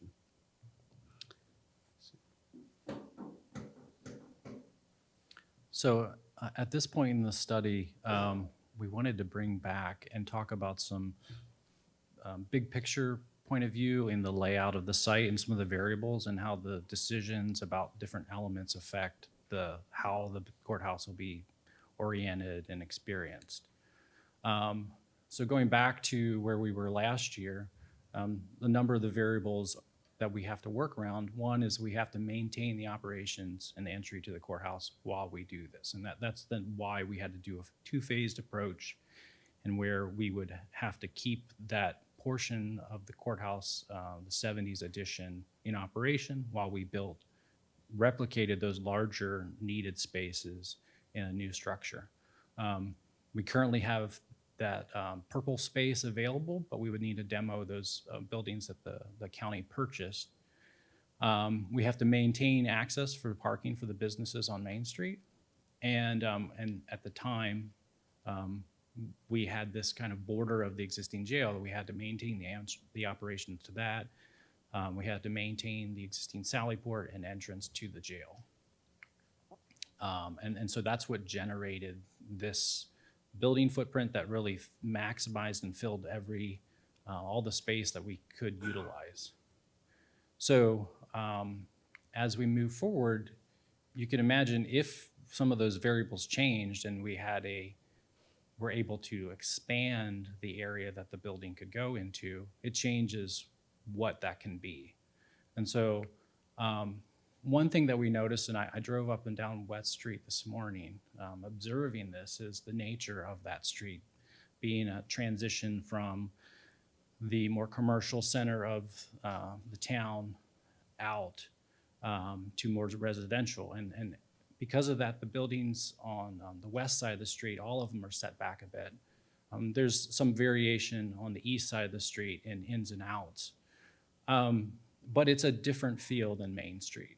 So to have a very large building that is pushed all the way up against the street is going to have a very different feel. And given the constraints of the site, that's what we had to work with, and maybe what we have to work with. But we wanted to present how variations could happen based on decisions. And we talked about Davis Street being the new entry through a courtyard. And again, I think last year I talked about how this Davis Street has been the historic site of all the courthouses in Culpeper County. And as you drive up Main Street, you kind of peek there and turn, and you can understand why they picked that. But if we are able to have this expanded available site for the courthouse, you can see how even in this just kind of simple diagram, how adjusting the building over, allowing us to have the full courtyard that we can create the orientation for the entry, We can pull the building off of West Street, potentially have parking along West Street. And we would look to step back that facade or break it up in a way that it's not just one block of a building. But we wanted to, as we're looking forward to the next step of laying out the building, we wanted to present to you these kind of variables that are affected by the decisions, particularly on the jail. So to talk about the next steps. So we have a couple questions that are really key to us knowing how to move forward. One is related to the parking study. Brian talked about how the district, the current location of the courthouse doesn't require a parking garage. And we've been analyzing that, and we've been presenting back findings on that. And so we wanted to know if at this point the board has a decision on whether we continue looking at that or not. And then as far as planning for the courthouse, as the diagrams I was just indicating, whether the jail stays or whether it's removed from the planning footprint affects how we can take this next step, to whether we're planning around the operations of that, and that has a physical effect on what the layout of the courthouse is. And then on the new information, if the jail is then taken out of its position, there's a need for a lockup in the town, and does that go into the courthouse, or is that somehow accommodated somewhere else? So those, with direction on how you would like us to proceed, our next step, which we've been contracted for, is to develop floor plan layouts of the courthouse, taking in consideration how we would modify the existing 1970s addition to work around this phase one, how the connection to the courthouse is, and diagrams for the entry courtyard. And that's the end of our presentation. We're available for questions. Supervisor Bates. Thank you, Mr. Chairman. A couple things. One, we're using the Blue Ridge Avenue parking lot in the equation. And the analysis is we don't need a parking garage. I'm gonna disagree with that. Due to the fact that if you ever come to Culpeper on a Tuesday when they're having court, you're not gonna find a spot if you've got to go to anything on Cameron Street or anything in that area. As for parking on Blue Ridge Avenue, the parking lot down in that bottom, whether you're elderly or disabled, I, for one, am not gonna hoof it up that hill to get to the courthouse. So, I mean, we're using that in the equation, but I don't think that I don't think you're being realistic. So I think that we really need to focus, if we're gonna continue down this path, when we talk about elderly and we talk about disabled, that needs to be a major focus. My next point, and I don't know if Sam can help me on this or not, but we've talked about this courthout is it 3 stories? It's four It is levels. It's 4 levels. Three but the levels ground- above grade, one below grade. But on West Street, it's really going to be 4 levels present because of. So would it not, if keeping it in the town, to coordinate with the town on a variance on height, that you add another floor to shrink the footprint? Because courthouses, I mean, if you got elevators, it doesn't make any difference if you're on the 4th floor or the 5th floor. So, I mean, these are just ideas that I'm kicking around, and again, I've been pushing from day one to keep the courthouse in town. But the more I study this thing and the more I see some of the problems that are coming up, I'm not so sure that we might not be better off putting it out of town. So again, we're supposed to have a collaborative meeting with the town sometime this month and review a study they had done. But again, the parking, being realistic, it's a problem now. And I can only imagine when you start adding more parking lots, more courtrooms and more people, so. Can I make a comment? One thing about the proposed design that we've been discussing is about moving the main entrance to being on Davis Street. And so you can look at that parking analysis of like the ring here. So the center point of it is the entry on Cameron Street. But that is now, would move then up to be in the center of Davis Street. So you can see that these parking lots to the south are going to be closer to the courthouse entrance than they are now. It also is going to make the Blue Ridge lot even further. And it is going to actually increase the amount someone would have to go uphill to go to the entrance. So they're all very valid points that we need to look at. But I just wanted to point that out, that we would be in this concept changing where that entrance is. And so it does shift this, this observation of the movement. And I've also had council members tell me, well, you know, we just put this parking lot in over at Heritage Park, and I think that's it's over 200 spaces, I believe. And I'm thinking, that's a pretty good hike from Heritage Park over to the courthouse. And I think you had the timing of it was a minute or something. That's a pretty good clip if you're going to make it, especially for someone who's elderly.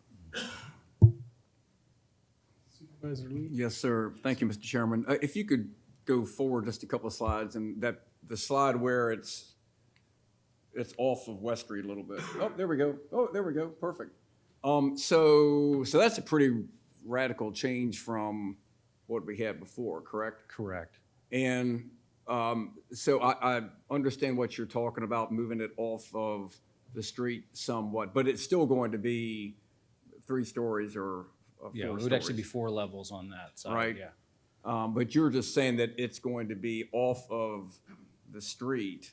Correct. Not right up onto the street. Correct. Correct? And we would have a sidewalk and some landscaping. Yeah, so you can see, I mean, right now there's sidewalk along there, so we would always have sidewalk, but whether the building is pushed all the way up against the sidewalk or potentially if there's available parking right there. Mm-hmm. With the expanded footprint as well, I mean, we really had to just fit it in there and go floor straight up. This has just been an approximation because our next step is to go through and actually lay out the floor plates of the spaces and everything, and so then we can adjust things a lot more. But with the added space, I would add that we could potentially shift upper, maybe even the top level back, so the way the appearance of the building is 3 levels with the top floor back, and we can look about how we can make the building structure kind of stepped and have less mass to it. One of the benefits of the site, say, as you're driving up Main Street, is that, the building there on the corner of Davis and Main that has the tower point and then the historic courthouse's cupola, those are still going to be the high points of the town. And this is going to be set back and won't take away from those, but we're really concerned about on West Street how that appears. Mm-hmm. And so the main entrance then would be right through the existing courtyard that we have there, correct? Correct, yeah. Okay. And then Cameron Street is what's going to happen from Cameron Street coming in? Into... Well, in the previous design, there was like a circular drive that you would come Right. in off of Main Street, and I'm not quite sure what that was used for, but will the same thing be happening with this design? So from Cameron Street over? Potentially, we could reorient the entry to likely, okay, I'm thinking through this. Say, for instance, the lowest level, the entry to that was off of West Street in the alley there because of its grade change. Cameron Street really would likely only be to access those back parking spaces for those businesses. Okay. All right. And then just the final thing, in the parking analysis, it is, and I agree with Supervisor Bates with regards to the Blue Ridge lot. It's kind of amazing that's not really used very much, but the lot on Locust Street, which is farther south, I think that is, if we were to go with that design, then that Locust Street lot could be utilized more because that's not really where people park right now. Yes. And it's not that far really from there up to the courthouse. Yeah, it's probably a less of a grade change Mhm. than from Blue Ridge, Yes. for sure. I take that walk a lot, actually, so. Okay, thank you. Supervisor Farish? Yes. Have you all run projections as to when the design will exceed its capacity? In other words, what is the lifespan, do you think, before it's busting through the seams? Yeah, so when we did the initial study, we were told to look out 20 years, and so that's what we've done. And so that was a combination of staff growth as well as looking at the court's projections of court cases, and so we've covered that time period. And where did you come out? So we designed for it to accommodate what that growth would be. For 20 years? Correct. You estimate, and the 25th year? Well, we didn't, obviously, so as far as data goes, we went 20 years out. We don't expect that in the 25th year that there's going to be a significant jump. We're using the data on population growth from the Cooper Weldon Center. Do you want to speak to that? So when you're using that, at what stage does it max out? Or what percentage, in 20 years, what percentage is being utilized and still left over? So there are a couple of ways to look at that question. J&DR Circuit Court and General District Court have different sort of courtroom needs and utilizations. And so we broke it down by division and did projections of caseload by division, and we did it to percentages of a courtroom full-time equivalency. So there are a lot of operational changes that could happen that could either exacerbate the need or relieve the need. So for example, adding a 30-minute quick disposition session in the morning can alleviate a lot of a criminal docket. There are a lot of variables, so we assumed more or less status quo operations, and circuit ends up needing, I believe it's 1.8 court full-time equivalencies. We didn't put that content in here, and I didn't review it right before coming here, but I believe it was 1.8 criminal, and so therefore we've planned this for 2 full criminal courtrooms. J&DR right now is using 1 courtroom 5 days a week, and then they have a second courtroom that they're using only on Fridays. So that's 1.2 courtroom full-time equivalencies that they're using right now. And I believe that they went to 1.4 or 1.5 in the 20-year window.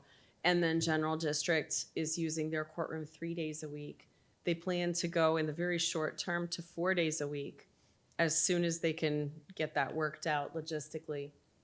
And so they're using either 0.6 or 0.8 of a courtroom full-time equivalency, and they have a slightly lower projected increase. It goes to, I think, 1.2 or 1.3, but all this is in the study that we've sent over, and I think Sam can help you get that. I guess what I'm saying is, when you take all the variables that you just mentioned, at what point through the population increase do these parking lot designs get maxed out? Because it's congested bad now. And I'm thinking eventually, if we're gonna put this kind of money into renovating as opposed to buying land off-site and have so much room to grow that it would never outgrow type of thing. Because eventually this will exceed its capacity, parking lots and buildings. I understand what you're asking better now. So do you have, like, in 20 years, we estimate that the parking lots will be 83% on average, and the building maybe 75% utilized. Or you come up with the parking lot is 115% overutilized type of thing. I'm looking for the longevity, not the details of the projections, but the longevity. Well, I'll say that on the building design side, unless we're given direction by the client, we design for the capacity that is projected. We don't design in additional capacity beyond that. I understand that, but you design the capacity that you have. Correct. What percent of the parking lot at the end of that is utilized? So if I'm understanding you, when you say the parking lot, you say the 4 lots we discussed. Correct. In total. So the goal is that with the on-street parking and those 4 lots, the number of people that are coming per day can fit in the current parking areas that are available, as well as we know that they're not utilizing the multiple other town lots or on-street parking. And so in that case, there is an abundance of parking that can be used. So we didn't count every town lot again and every parking on-street.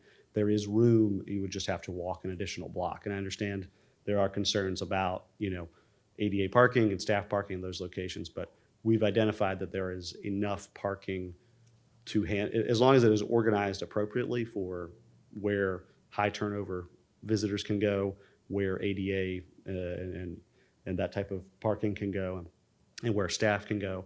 There is enough provided parking in the town. For how long? I won't say, I I can say 50 years, but I will say that there is enough parking in the town to accommodate the growth of this building until it's maxed out. I respectfully disagree with you totally. Mr. Bates, I totally agree with you. We do not, the parking that you've identified is not realistic. Number one, staff has reserved it, the majority of it, so it's not able to be used like that. Mobility and ADA is a huge thing. Even if you're not elderly or mobile disabled, you're not going to walk down from, the only time that the Blue Ridge lot was used was when the soapbox derby was held on, that's been a while back, but when it was held on Blue Ridge. Your own design shows where the one that is utilized most with all the little yellow and red dots is eliminated. So you're eliminating that. The one that's there marked with the blue, that parking lot, you're eliminating the parking on the left. So it becomes like an area to the jail. The part to the right, that's parking to those buildings on Main Street. So that's private. No one can use those. So that's out. By your design itself, you've already eliminated most of the parking that's closest to the courthouse existing now that people can't or have hard times using. I disagree with your parking analysis. Maybe it's a common sense usable approach of when you use it regularly versus what the black and white paper shows. Sure, and I believe, as we talked with everyone entering during that period, the main reports back that we heard from folks is that they drove directly to the corner, this at West and Cameron, and they said, I should be able to park in one of these three lots. So they entered each lot, and then there was not enough space, so they left the lot. Then they looked on the street, and then they slowly circled their way either until they came back and someone had left, or they went to the Blue Ridge lot, the Culpeper lot, or Cameron. And so all that we're saying is that, yes, there is frustration because people are coming to the site and they're not able to park immediately within those three lots. And that is true. That is borne out by the data that people are traveling around. However, there are lots and there is space within the existing lots a block or two away, and that is where we see the capacity. And so that was the goal, is to understand that there is capacity. It is up to the board to decide, is that capacity something that should be used, or should the parking be closer? So I don't want to opine on whether people should have to walk further or elderly disabled should have to be. What I'm saying is that there is available parking. It's how you all coordinate to use it for this site or go the deck route, for parking garage route. That way. If I could, I think to be realistic, to Supervisor Farish and Supervisor Brown's comments, the town just redid this ordinance throughout the entire town, where they're raising a lot of the old buildings, and I think they're going to be pushing more towards mixed use. And when I picture mixed use, I'm looking at residential on top, commercial on the bottom. That in itself is going to add to the need for additional parking. Now, whether they require off-street parking for some of these apartment complexes and so on, but I agree totally that right now, the way we are, and just leave the courthouse out of it, with commercial growth in the town limits, that's going to create a huge problem going forward, and that's not going to be one day a week. That's going to be 5, 6, 7 days a week, depending on the business. So I'm looking forward to the conversation with the town, because my initial, thought was, hey, the courthouse needs to be in the center of the town. And, I think I still feel that. But when you look at the disruption to the town during the construction phase, when you look at the parking, and I think the town is pretty adamant that they said, hey, with the Heritage Park, that they're not interested in doing a parking garage. But, right off of Cameron Street, Main and Cameron, on the other side of Main, that would have been a perfect spot for a parking garage. And it's centrally located to Davis, downtown, courthouse. And, if this is going to be totally ruled out, I don't see how it's going to work.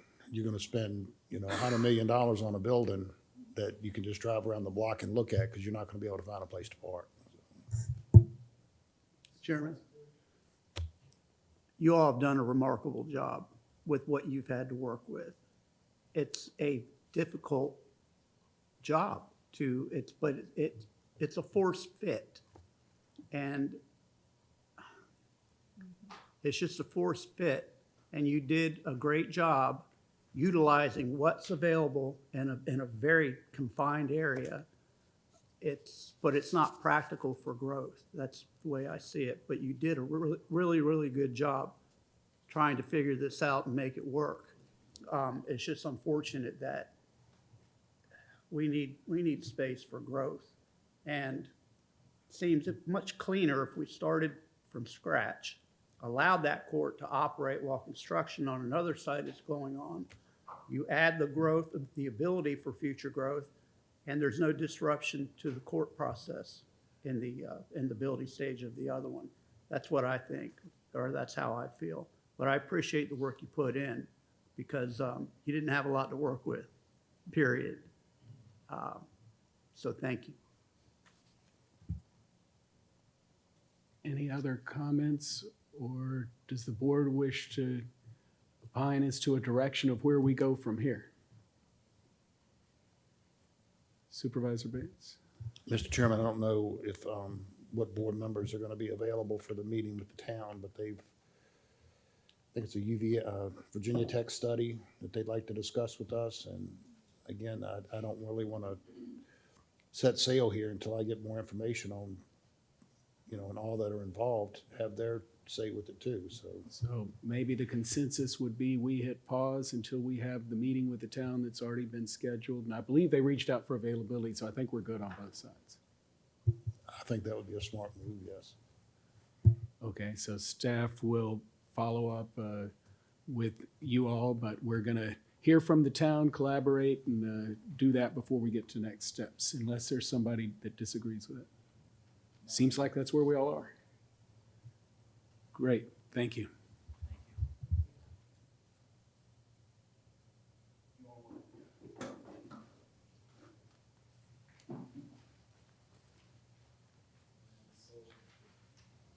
We have an addition 4.02. Sam, can you hear me? Mr. Chairman, we did have the addition. Thank you for one item of old business. It's old business because the board authorized staff to execute on a contract for a new ERP HRIS system. We have done that. At this time, we need to do a budget supplement and appropriate the funds for the first term of that project. And I believe there's a motion or a draft motion that, and actually Supervisor Ferris mentioned the exact up to a not to exceed amount of 1.665, and that's where we're at right now. It will hopefully come in less than that, but that's the not to exceed amount, and that's really the next phase for us to put in a purchase order so that we can begin on this project. We just need the board to appropriate the funds. So. Discussion. Yes, sir, Supervisor Bates. Mr. Chairman, I'm just going to say again, I feel that this whole process has been rushed from day one. And we hired a firm, Mr. Martin, to kind of spearhead this process, and it seems that got derailed. And at the end of the day, within a month, we had two two vendors that were pretty much chosen. And it just seems that this has been a rush from day one. And I don't feel comfortable as a sitting board member making the decisions when you're talking millions of dollars in a rush situation. And I just don't like that. So again, I know where we are. Mr. Farish has made the motion and that we need to appropriate the funds, but going forward, I'm not going to be a part of these rush decisions. I just think that it's not being fiscally responsible for our citizens when it comes to tax dollars, and I think we're circumnavigating our staff and the way procedures are to get to this point, and I don't like it. So. Any further discussions? Do we have a motion? Okay. If you'd read it. Turn your mic on if you.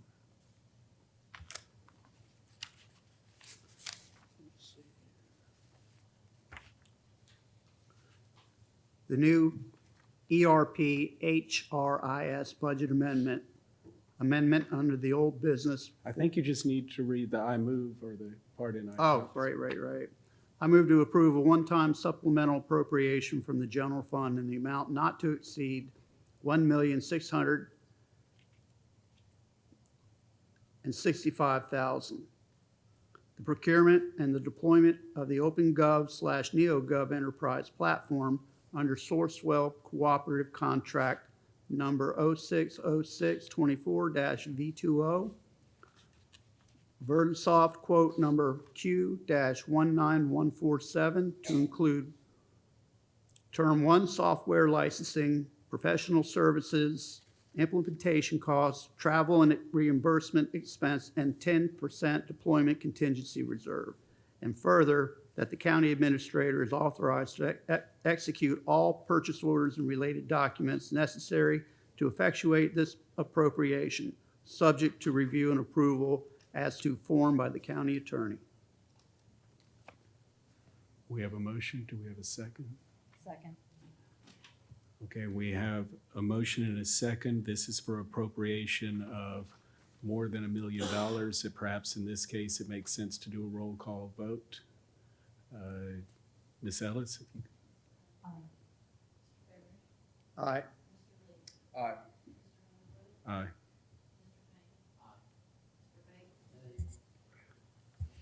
The vote is 5 in favor, 1 nay, and 1 member is not present.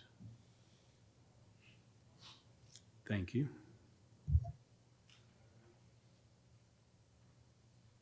Committee reports. Public Works, Mr. Payne. The committee brings forward a recommendation for small-scale applications and pipeline studies with preferred alternatives. Sam.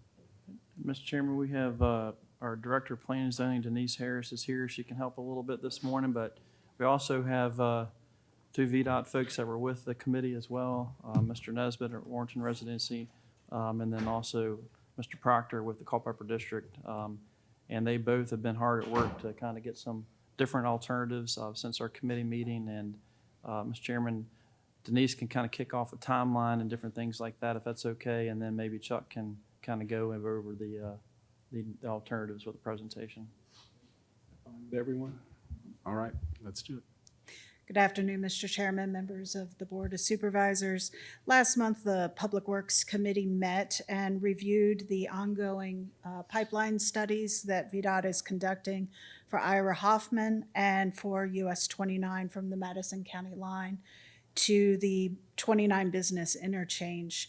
As part of that discussion, there were a number of options, preferred alternatives that were discussed, and the committee offered its thoughts to VDOT in terms of what types of recommendations they would like to see to allow you to understand how these pipeline studies function.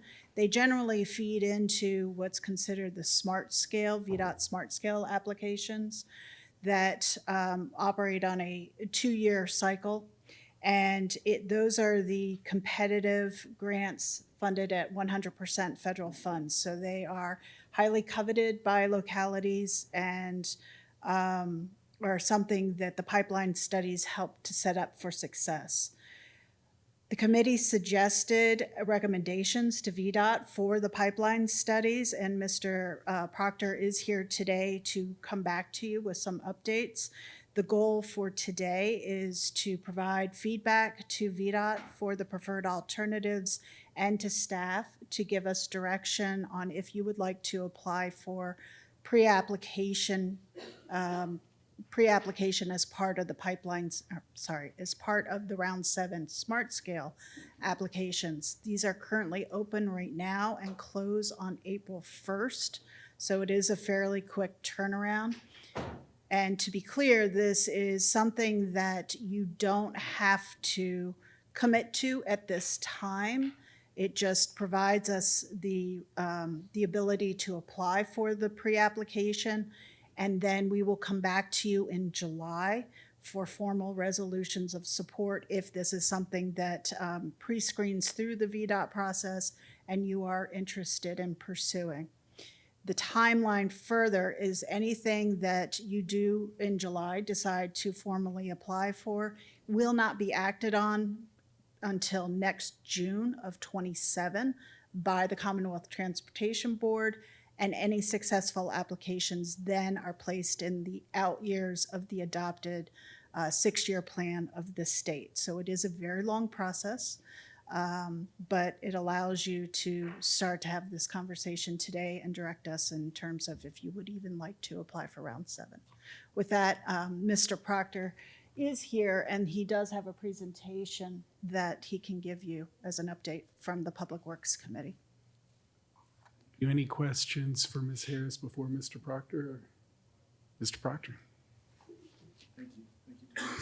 Yeah, to follow up on what we're going to do, like I said, this is just to get your all's approval for the staff to submit the application for the pre-application. The final applications aren't due till August, and I've got some basic sketches here. The final sketches, I've got my L&D staff working on them, and once they get those finished, we'll bring those back to you so you can see them before you pass the resolution to support in July that Denise talked about.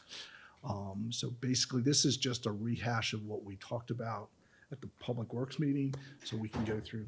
Oh, I got the clicker here. Okay, this is just the existing conditions. Here's what the study for the 29 corridor was. This is what's in the recommendations of the study. I've still got to do some tweaks to it to finalize it with the consultant, and we're working through that process now, but this is what we showed you before. But for this one, based on the discussion, what we're looking to do for the application is just submit the right turn, offset right turn lane at Riva Road, and this will improve the sight distance. It'll be shifted off to the north a little bit, and it'll give you a space between the through lane and the right turn lane, so you have better visualization of the cars coming down the road from the in the southbound direction. So it'll be safer for the people that actually want to cross the road. They'll have better sight lines so they can see across the intersections. Most of the crashes at this location are angle crashes at the intersection, and this will just improve the sight distance for the people that want to make that maneuver to get actually across the road to make the left turn or the left turn from 29 North onto Riva Road. Maybe it makes sense to have any board members comment on each of these as you present them so Yes. that we can see where we are. Mr. Bates? I mean, the only comment I would have, and I've sat through the Public Works meeting, that your discussion with the farmers in that area for the crossover, and to me, that's going to weigh pretty heavy. So again, beyond that, I really don't have. Yeah, like I said, we're not going to do any of that other just stuff. The only thing we're going to do for this one is we're keeping the crossover open like it is now, and we're just going to shift that right turn lane, the southbound right turn lane, over a little bit, provide better sight lines, so when you're pulling up there to look left to cross the road, you can see the traffic that's coming down, because that's what's causing a lot of those crashes, is people pulling out there and then you hit by the southbound traffic. I use that intersection personally multiple times a day. I think this will be a huge improvement. I mean, just the offset, because what happens is sometimes a car can be turning right and there's another car right behind it, and you don't see it, and you go to cross, and that's what causes a lot of the accidents. So having that offset, it seems minor, but I think it'll be very, very significant in terms of safety. And this doesn't preclude some of the other stuff getting built in the future if you so choose to do that. Right. But this might be the first step. Okay, great. Okay, Any other so this- thoughts? Or all right, we're good for one. Okay, cool. This is the second combination of, this is what was in the study. We definitely are eliminating the stuff, oh, sorry, let me go back here. On the U-turn to the north, and we're gonna preserve this stuff in the median. This is what was originally sent out to the public for comments, and there wasn't, I mean, it was supported, but I think after conversations with the county staff, we went back and looked at a few different alternatives. And so this is what we ended up proposing and talking with you all last week, or at the Public Works meeting. We're going to extend this acceleration lane from White Shop to the north, approximately 1,500 feet. It's probably going to be near where that second message board is, the big billboard. It's probably going to be past that message board, so it may impact that board. But we're still going to allow the U-turns and the left turns at White Shop. So if you want to go southbound on 29, you can still do that. But the southbound left turns onto White Shop will get moved further to the south to the crossover at Fox Mountain Lane. And we will improve that crossover, improve the acceleration or the deceleration lane. We'll also add a right turn lane, extend that all the way back to that intersection. So any larger vehicles that make that maneuver can actually make that U-turn and go right into that right turn lane. So they won't be having to impact the travel on 29. It's not shown on here, but one of the comments that we got from you all was to add a right turn taper to Fox Mountain lane to improve that deceleration for people turning in there so they can get off the road. So those are the things we're going to add to this one. And basically, like I said, once we get a better design, we'll come back with you and show you what that's going to look like. But this is pretty much all the pieces. Comments? Yes, Supervisor. Is, There's no access off to the Fox Mountain Lane off of White Shop Road. No, It's one way. it's one way in, one way out. It goes up to a cul-de-sac. It's a private road, so it's not even a public road. We drove back up there after the Public Works meeting. We drove up there and looked at it, so. I was concerned of someone using Fox Mountain Lane as a cut through if they were going southbound. Yeah. To get out, yeah. No, it's like I said, it goes up, turns north, and then cul-de-sacs about not even a mile down the road from the entrance. There's a reason it's called Mountain. Yeah. And it's really steep grade up the hill too, so. Others, well, Okay, and once that- again, to me, consensus that that's good with You everyone? guys okay with that one? Great, we're all good All there. right. The last one is, this is the recap of the Iyer Hoffman. We had a bunch of locations on this one. Actually, the town submitting Bergendine as one of their projects for this round from this study. But this is the one that you guys were looking at doing. This is an R-cut at Success, which is right up from the school. We're going to put an R-cut there with the diagonal crosswalk. We're also going to include a shared use path from this intersection all the way to Northridge, which is the next intersection to the east, and with a crosswalk and a connection to the existing sidewalk on the east side of that intersection. So that's going to be your third application.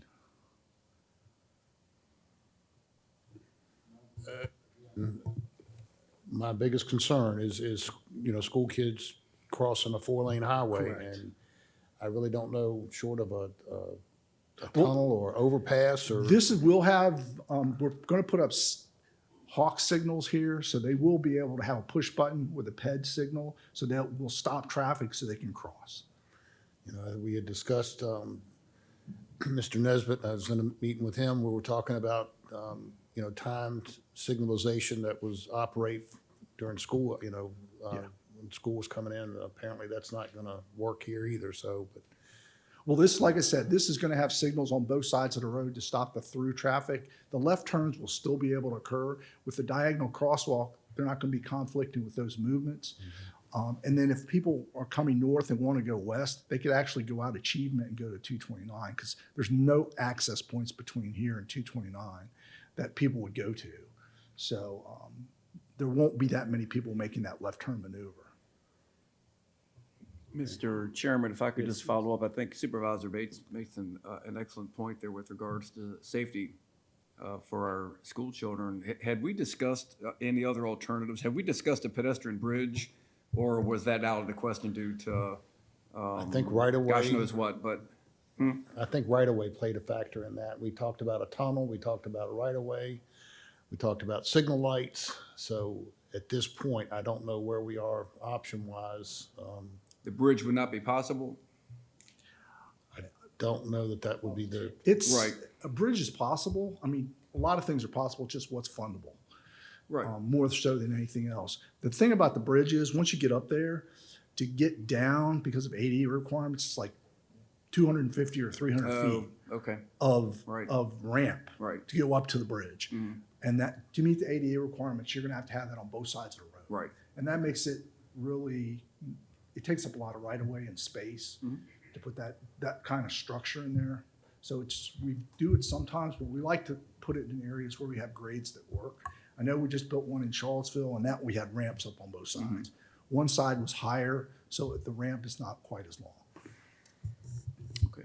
I had even thought at one time I'd seen, in the Tidewater area and places in bigger cities, you see that they have I guess they're like box culverts under a Correct, road. they do. And that they, the kids can ride their bikes and walk under the road. I don't know if that would be a consideration that.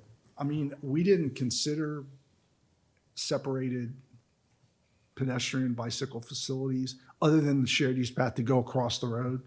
We were just looking at mostly at-grade options. We didn't consider any non-at-grade. And at this point in time, I don't know that the pedestrian traffic would support something like that. But to Mr. Ferris's point, when you look at 20 years down the road or 10 years down the road with the growth that's taking Correct. place in that area, and, that could be a selling point for that subdivision is, hey, you can walk to school. Yeah. And that would, that, at that point, it could be I mean, it's something that we could consider. We're only doing this part of it, but we did the studies for the whole corridor.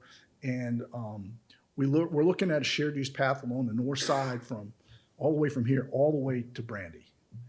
And then we're going to have at the intersections where we have either arc cuts or we have roundabouts.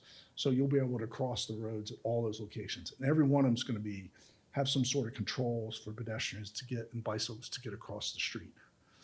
And then at some point in time, if the demand's such, we can look at other options. So based upon all that, the consensus, this one's good too? Okay, great. 3 for 3. Like I said, we'll be bringing you back, once we finalize the sketches and the cost estimates, we'll be bringing you back those so you can see those before you pass the resolution support, because that's part of the application process for submission of the applications in August. Okay. Appreciate it very much, Mr. Proctor. Thank you. You're welcome. I think that's all I have. And next up, we're going to continue with Mr. Nesbitt. VDOT Warrenton Residency Engineer will provide the board with its quarterly report. Mr. Chairman, if I could ask Oh, yes. just one final question regarding Smart Scout Sure, sorry. applications. Just want to make sure, because we did talk about, that's three applications. We get 4 from a locality standpoint. I just wanted to make sure there weren't any other project locations before Director Harris submits the submit button or hits the submit button for the pre-applications. Because we can't add to it once we do that. So, Yeah, I mean, after the pre-application deadline, you can't add more applications. Right. So this is. I think there are 3 good applications, Mr. Chairman, very good, especially working through the committee. I'm not suggesting that we need another one. I just wanted to be known that we had discussed Yes. other potential applications. So. And as part of that, I believe what we did was we looked towards Stevensburg Road and some stuff there, but we figured that timing-wise, it was impossible to have it ready for this. So we very much want to do it, but meeting this process, we couldn't. And then we asked Mr. Proctor and Mr. Nesbitt about others that would have the likelihood of success if we're prepared. And we figured we wouldn't, three have a chance. We couldn't come up with a fourth where we thought things looked good. So I think that's kind of how we got to where we are. I'm fine with that, Mr. Chairman. I just wanted to confirm Get that you. before because once we can't add, once those three are submitted, so. Supervisor? Just, do we need to vote on this, Mr. Chairman? It's a pre-application. Would you like a vote on it? I think it would be helpful for Right. Director Harris. We will need in July timeframe full resolutions of support. Okay. But that'll be more formal, but just so that there's clear for the record that Great. there's three, authorization to submit for pre-application. Well, the committee brings a recommendation, so I'll just second the committee's recommendation, correct? We can do it that way. So the committee brings recommendation okay. for the three. Supervisor Lee has seconded the committee's recommendation that we submit the three applications. All of those in favor, please signify by saying aye. Aye. Any opposed? Passes unanimously, well, with one absence. Thank you, Mr. Chairman. And sorry, Mark, I didn't mean to cut you off there. Yes, So. Thank you. Mr. Nesbitt, I was a little early. I was going to hand Chuck my presentation so he could continue on while he was up here. Good afternoon now, Chairman Underwood and board members. I'm Mark Nesbitt, resident engineer for VDOT here in Warrenton, cover Culpeper, Rappahannock, and Fauquier counties. Thank you for letting me be here. I've had the pleasure of meeting with several of you over the past few weeks about various items, and I hope those meetings were fruitful, and as always, please don't hesitate to reach out to me as needed. One of our main responsibilities in the residency is maintenance. Maintenance activities these past few months have focused on winter weather response. We had a fairly significant event back in end of January, and I think we still have snow on the ground from that, but it's not in the road. Anyway, weather response, pothole patching, work order response, gravel road maintenance, and debris removal, and several other activities that we've been focusing on. Our rural rustic program is going to be kicking off here soon when the weather breaks. We're going to try to get Glenella Road completed this year. We also plan on starting construction of Hazel River Road this summer. These projects, along with other projects that have been recently completed in the revenue sharing program, are being evaluated for closing so that we can shift funds back to you or to move them forward to other projects. That's an ongoing process. And most recently, our residency and district staff have had an initial meeting with Denise Harris to begin the update process for this coming year's secondary six-year plan. I think we'll be presenting that probably next in April or May to you for action. Our pavement resurfacing program for 2026 should be underway soon as well. The 26 program includes over 43 miles of secondary routes, 43 lane miles of secondary routes, and over 19 lane miles of primary routes. The primary route being resurfaced is a section of Route 522 north of town and a section of Route 522 south of town. A spreadsheet and map was provided to county staff recently, and Sam, I assume you made that available to everyone. Yes, I did. So, let's see, we've discussed round 7 for smart scale, which is, that process is underway.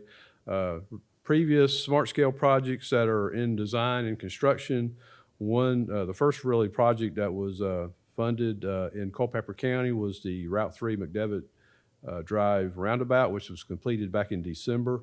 There are other projects in development. Route 3 and Route 669 Carico Mills intersection project is in design and has a construction advertisement of next September of 27. And then there are several projects that have recently been funded that we're going to bundle together and handle as a design build bundle. And there's 4 roundabouts and 2 sidewalk projects. I don't know if I need to go through all of them individually, but roundabouts at 229 and 621, roundabout at Route 3, 522, and 15 Business, roundabout at 1529 Business in Iyer Hoffman Lane, and roundabout at 229 in Iyer Hoffman Lane. Sidewalk projects on Orange Road and Old Brandy Roads. So those, basically 6 projects will be bundled together as one project for design build purposes. And that is supposed to go, an RFP will go out this summer for that. So that will start that process. What design build does is enables us to start the project process a lot sooner. And we feel like we'll be able to attract a lot of contractors that we normally might not attract on smaller projects. And Chuck did reference the pipeline studies, the Route 29 corridor south of town, and Iyer Hoffman Lane corridor here in town. Those are underway and will be completed soon. Local projects that you folks are helping to fund are Riva Road and White Shop Road, and those are, I think y'all are in the process of getting a consultant on board to begin the design of those projects, and we've had some meetings. I think we're going to probably be meeting with Denise here fairly soon to see what we can do to speed those projects up and get those projects going. Some traffic studies that are pending. The Mitchell's Road, Route 652 through truck restriction has been approved by Commissioner Brick. The sign should be installed any day now, so that will be behind us. There's a request, the through truck restriction request for Route 647 and 663, which is Algonquin Trail and Batner Road. That is in the process of being studied. We recently completed our the public comment period, and that package will be sent to Richmond here shortly and for final approval by Commissioner Brick. And then we recently received a request from Supervisor Underwood to review Griffensburg Road speed limit on Griffensburg Road. So that will be in process here, and we'll have results of that the next few weeks. Another item that we'd like to note is our land use staff has been working with APB to close out their projects that they had with that were permitted. So, I don't know that we even had a completed project, but we had several that were in various forms of construction, trying to sort through all that and get that closed out. A lot of that work has been picked up by FiberLink, as y'all are well aware, and we're working with them, issuing permits and trying to get them started. We have a program called CSOI, which is a Safety and Operational Improvement Fund, which are state funds. It's a small amount of state funds we get each year to do projects to improve safety. And our next project that we want to do is Route 29 at 15 interchange, where we did one ramp last year. We hope to do one or two more this coming year. And we're also going to look at some more improvements at Route 3 and 29, the ramps where we're continually having, because of, I guess, additional traffic, having a lot of edge raveling problems on those ramps. That basically concludes my updates. If there are any questions that you have or any other items you'd like me to speak to, be happy to do that. Questions, items? Supervisor Bates? Thank you, Mr. Chairman. Mark, on the $350,000 that's balanced to date on Settle School Road for the revenue sharing, at what point is that still needed for that road, or can we reallocate that to another project? Yeah, that's one of the ones that we're looking to reallocate that. Okay. Yes. And any smart scale funding, and I'm referencing the McDevitt Drive Route 3 project. Smart scale pays for the project. There's no extra left off. There's no of that. local funds. That goes back to the state. Okay.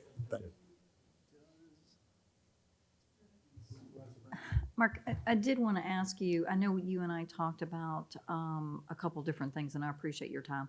The one thing that has been brought to my attention, someone did ask, was about the Route 3 circle and the lights, because obviously they're not hooked up yet. Do you know when that'll be, or is that part of the town? Yeah, that's a town and Dominion engineering issue, and they're working it out.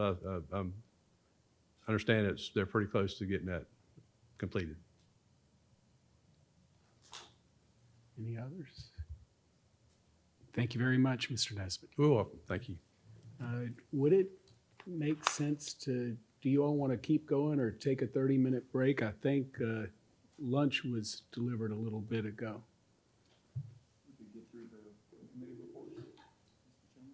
Okay, whichever. If y'all want to get through committee reports, we'll continue. Buildings and grounds. All right, Mr. Chairman, the committee brings forward without a recommendation a contract to Janus Construction Incorporated to replace the exterior doors on the courthouse with a combination of bulletproof doors and security doors. Do we have a second? No, it came without a recommendation. without a Mr. recommendation, Chairman. sorry. Okay. However, Mr. Chairman, if I could continue, I feel very strongly as chairman of this committee that we need to move forward with this project. It's been a year since this has been under consideration. Mr. Howard's worked really hard on this project. Has been out to bid for 3 different times. We keep stalling because we can't get it on budget, certainly not under budget, but it's a complicated project due to the historic architecture of the courthouse. There are 12 different size doors that need to be replaced. It makes it very difficult, and that drives the cost up, and we spent quite a bit of time discussing this at the committee level, but I think it's some point we just have to move forward with this. Our judge has been very patient regarding this project, but it's a matter of public safety, which I just don't believe that we can continue compromise. And so, having said all that, I'd like to go ahead and make a motion that we award the contract to Janus Construction, including a 5% contingency for a total of $408,515. That leaves a shortfall of $119,960, but that would be paid from the general fund. Second.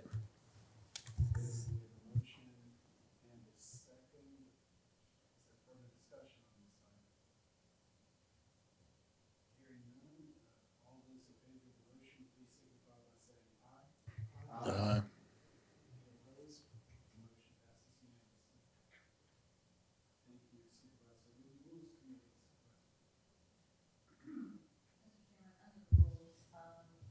We did have a couple things that we would like to recommend, make a motion to approve, and that would be the first is the OAA distribution or request for $175,953.40 from the Culpeper County direct distribution of the OAA report. The judicial court also requests to apply for the individual enrolled senior distribution grant that would be covering in the amount of $135,130. Second. Okay, we have a motion and a second. All those in favor, please signify by saying aye. Aye. Any opposed? Passes unanimously, or passes 6-0. Next, sorry, go ahead. Also, the second one that we are looking at, and this one is a little bit different in the situation, we are looking to make that,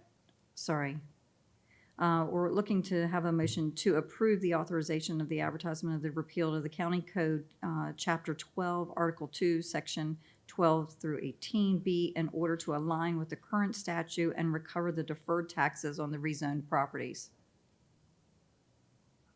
Okay, we have a motion. Is there a second? Second. And a second. Any discussion? So, Mr. Chairman, this means this will come to a public hearing. What's the process after this? Correct.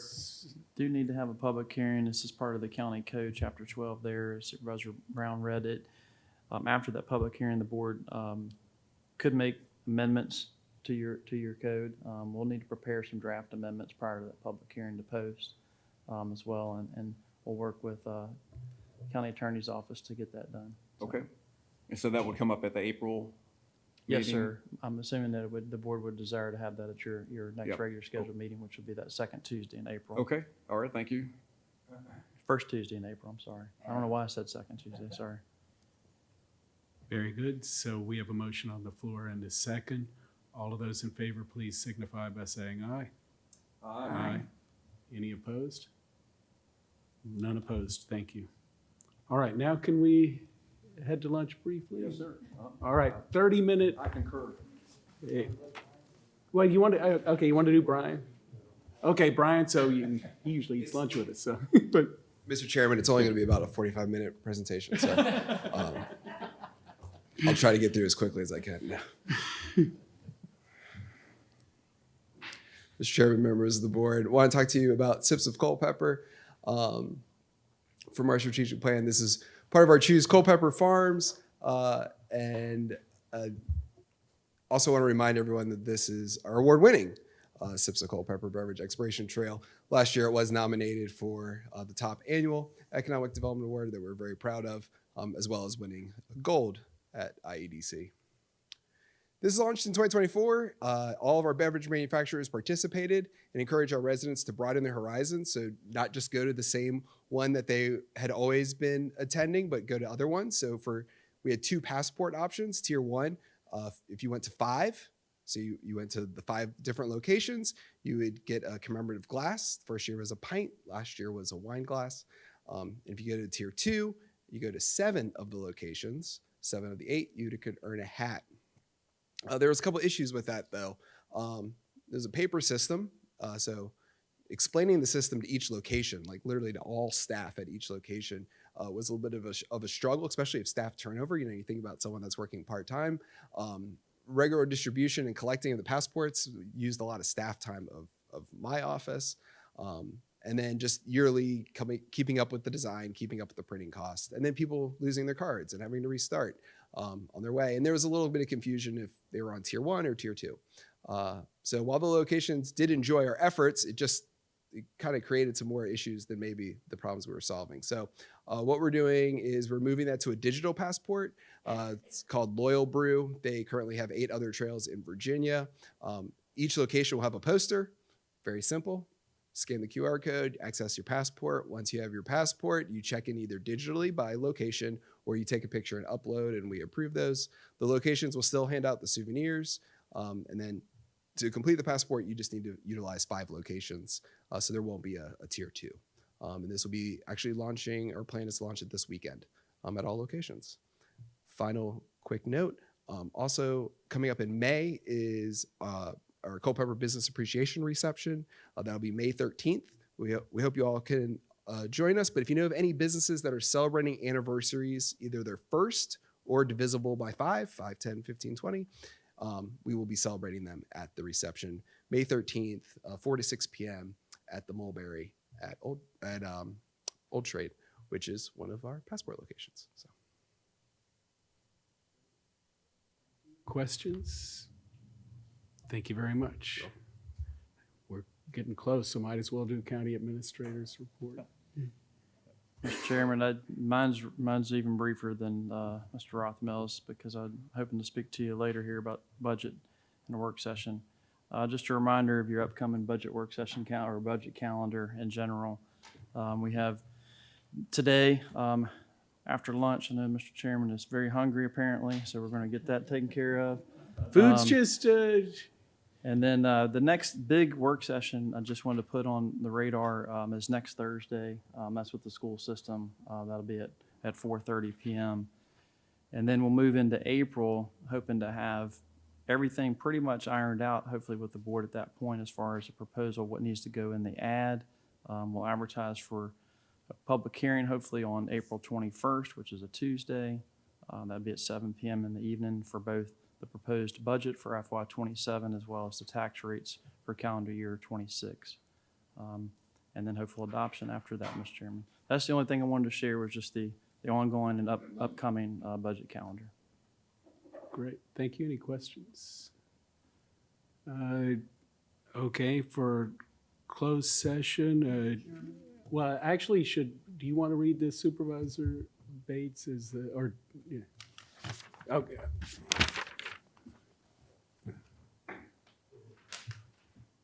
You go, okay, yeah, go ahead, Dwayne, if you don't mind. Mr. Chairman, Mike? Sorry, lunchtime. Mr. Chairman, I move that we enter into closed meeting as permitted by under VA Code Section 2.2-1 3711A1, 7, 8, and 29 to consult with legal counsel regarding specific legal matters pertaining to actual or probable litigation, specifically lawsuits where the county is named party, where such consultation or briefing in an open meeting would adversely affect the negotiation or litigating posture of the county, of the board/county, and requiring the provision of legal advice by such counsel where, if made initially, the legal position of the county board would be adversely impacted.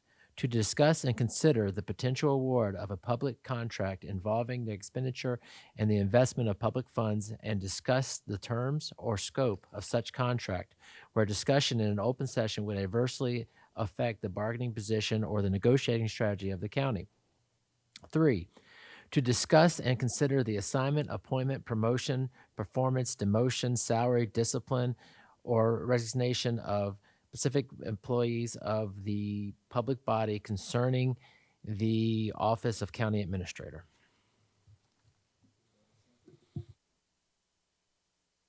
Favor.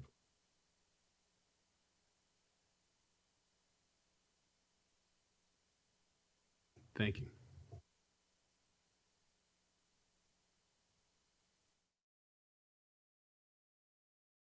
Further discussion. Yes, sir, Mr. Chairman, thank you. I, too, would like to express that I'm opposed to this move regarding our county administrator. I believe that Mr. McLaren has done an excellent job in his role. He would continue to do an excellent job serving the people of Culpeper County, and I, too, am opposed to the action being taken today. Thank you. Further discussion. I'd like to say, as unfortunate as this outcome is, this is specifically why you had 3 incumbents lose last November, and that the 3 new positions ran on full transparency and to change the structure of the county government to make it more progressive and efficient. Supervisor Bates. Mr. Chairman, can I comment to that comment about transparency? To my point, before we go into, minutes before the meeting, we're hit with a closed session agenda that I asked one supervisor, he was aware of what was going on, but I asked Supervisor Lee, myself, and I'm not sure about Supervisor Deal, but none of us were made aware of what's going on. Now, how transparent is that? Maybe I don't fully understand I can answer the that. term transparent. I can answer that. So before I decided to throw my hat in the ring, and after, I spent countless hours watching past board meetings. And what you just described has been happening for several years. And now that you're seeing it on the reverse side, you're having a complaint about it. Where were you about putting things on? No, what I'm saying is I've seen it happen. I've seen it happen numerous board. If you go back and look at the previous board meetings, you'll see that things were added to the agenda that morning many times. I disagree with that because in 2024, I was chairman, and I would worry every board member here with the slightest change to the agenda before we got to the board meeting.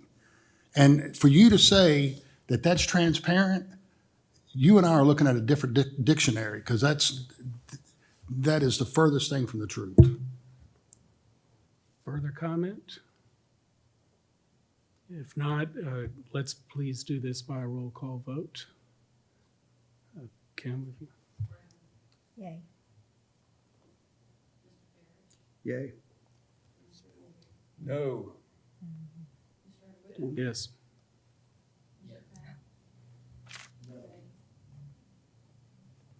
Okay, further motions?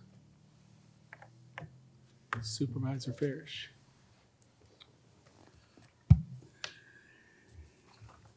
Thank you, Mr. Chairman. I move that the board amend its rules of procedure, section 3-2, entitled Clerk, by striking the word shall in the first sentence and inserting the word may in its place, so that the amended section shall read as follows. 3-2 clerk. The clerk of the board may be the county administrator. The county administrator may appoint one or more members of the county staff to serve as the deputy clerk of the board. We have a motion. Is there a second? Second. Discussion. Again, Mr. Chairman, this change right here is to implement more control for yourself and the 3 new board members. This is not a position that we've had in the past. And again, it's circumnavigating the structure that we've had for decades in this county so that the power will lie within the chairman and the 3 new board members, and I will not support that. Yes, Mr. Chairman, I would like to state that I will be voting no on this motion primarily because of the lack of prior information, the lack of information regarding this particular motion and this particular change prior to the meeting today. Okay, in terms of any further, in terms of this position existing, the county, this position is required to exist, meaning the clerk to the board is required to exist. Our rules in section 3.2 say that the county administrator shall be the clerk to the board. It was not that way forever ago. It is that way now. We have the ability to change that, and in an interim basis, we are required to have a clerk to the board. That is the rationale. Further discussion? All those in favor of the change, the motion, please signify by saying aye. Aye. Those opposed? Aye. 5-2. Supervisor Farish. Oh, yes. Okay. Sorry, 4-2, and actually, that I'm being asked to do it as a roll call. Yes. Yes, ma'am. No. Yes.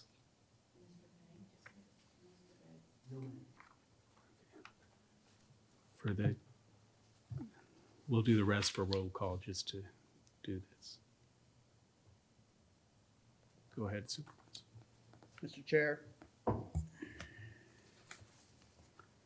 In light of the actions taken, for the board consideration, I recognize Denise Harris.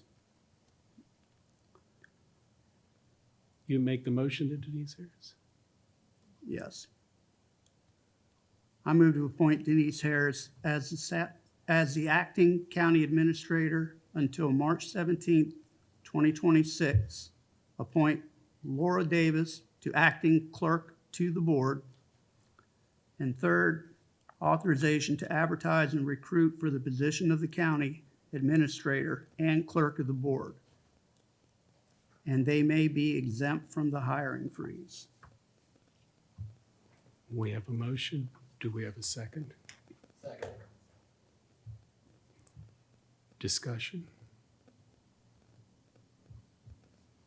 So that means I'm out? No. Discussion? I mean, Ms. Ellis, you are deputy clerk to the board.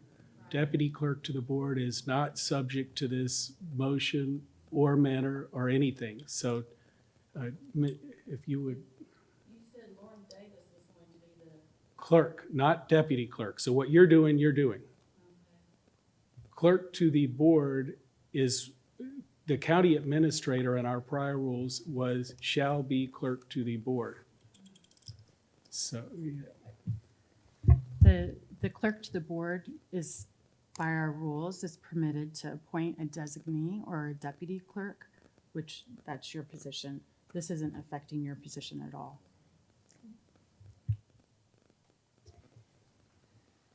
Supervisor Lee. Further discussion, Yes. Mr. Chairman. Yes, thank you, Mr. Chairman. I would like to, prior to the vote, thank Ms. Harris for agreeing to serve as the acting county administrator, along with their current position as Director of Planning. that's a lot of work to do, even for a short period of time. So thank you for agreeing to do that for us.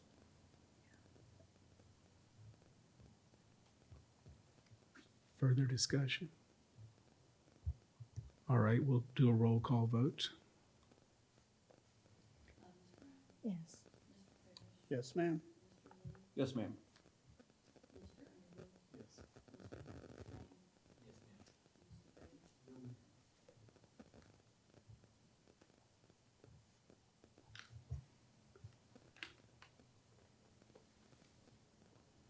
Okay. After this, we were going to have a budget work session. What is the pleasure of the board? Is it okay if we delay this until February 19th at 1 p.m.? I think you meant March 19th. March 19th, sorry. Thank you very March much. 19th at 1 o'clock. March 19th at 1 o'clock. Yes, sir, that's fine. Okay. Do we have a motion to adjourn? So moved. We're adjourned.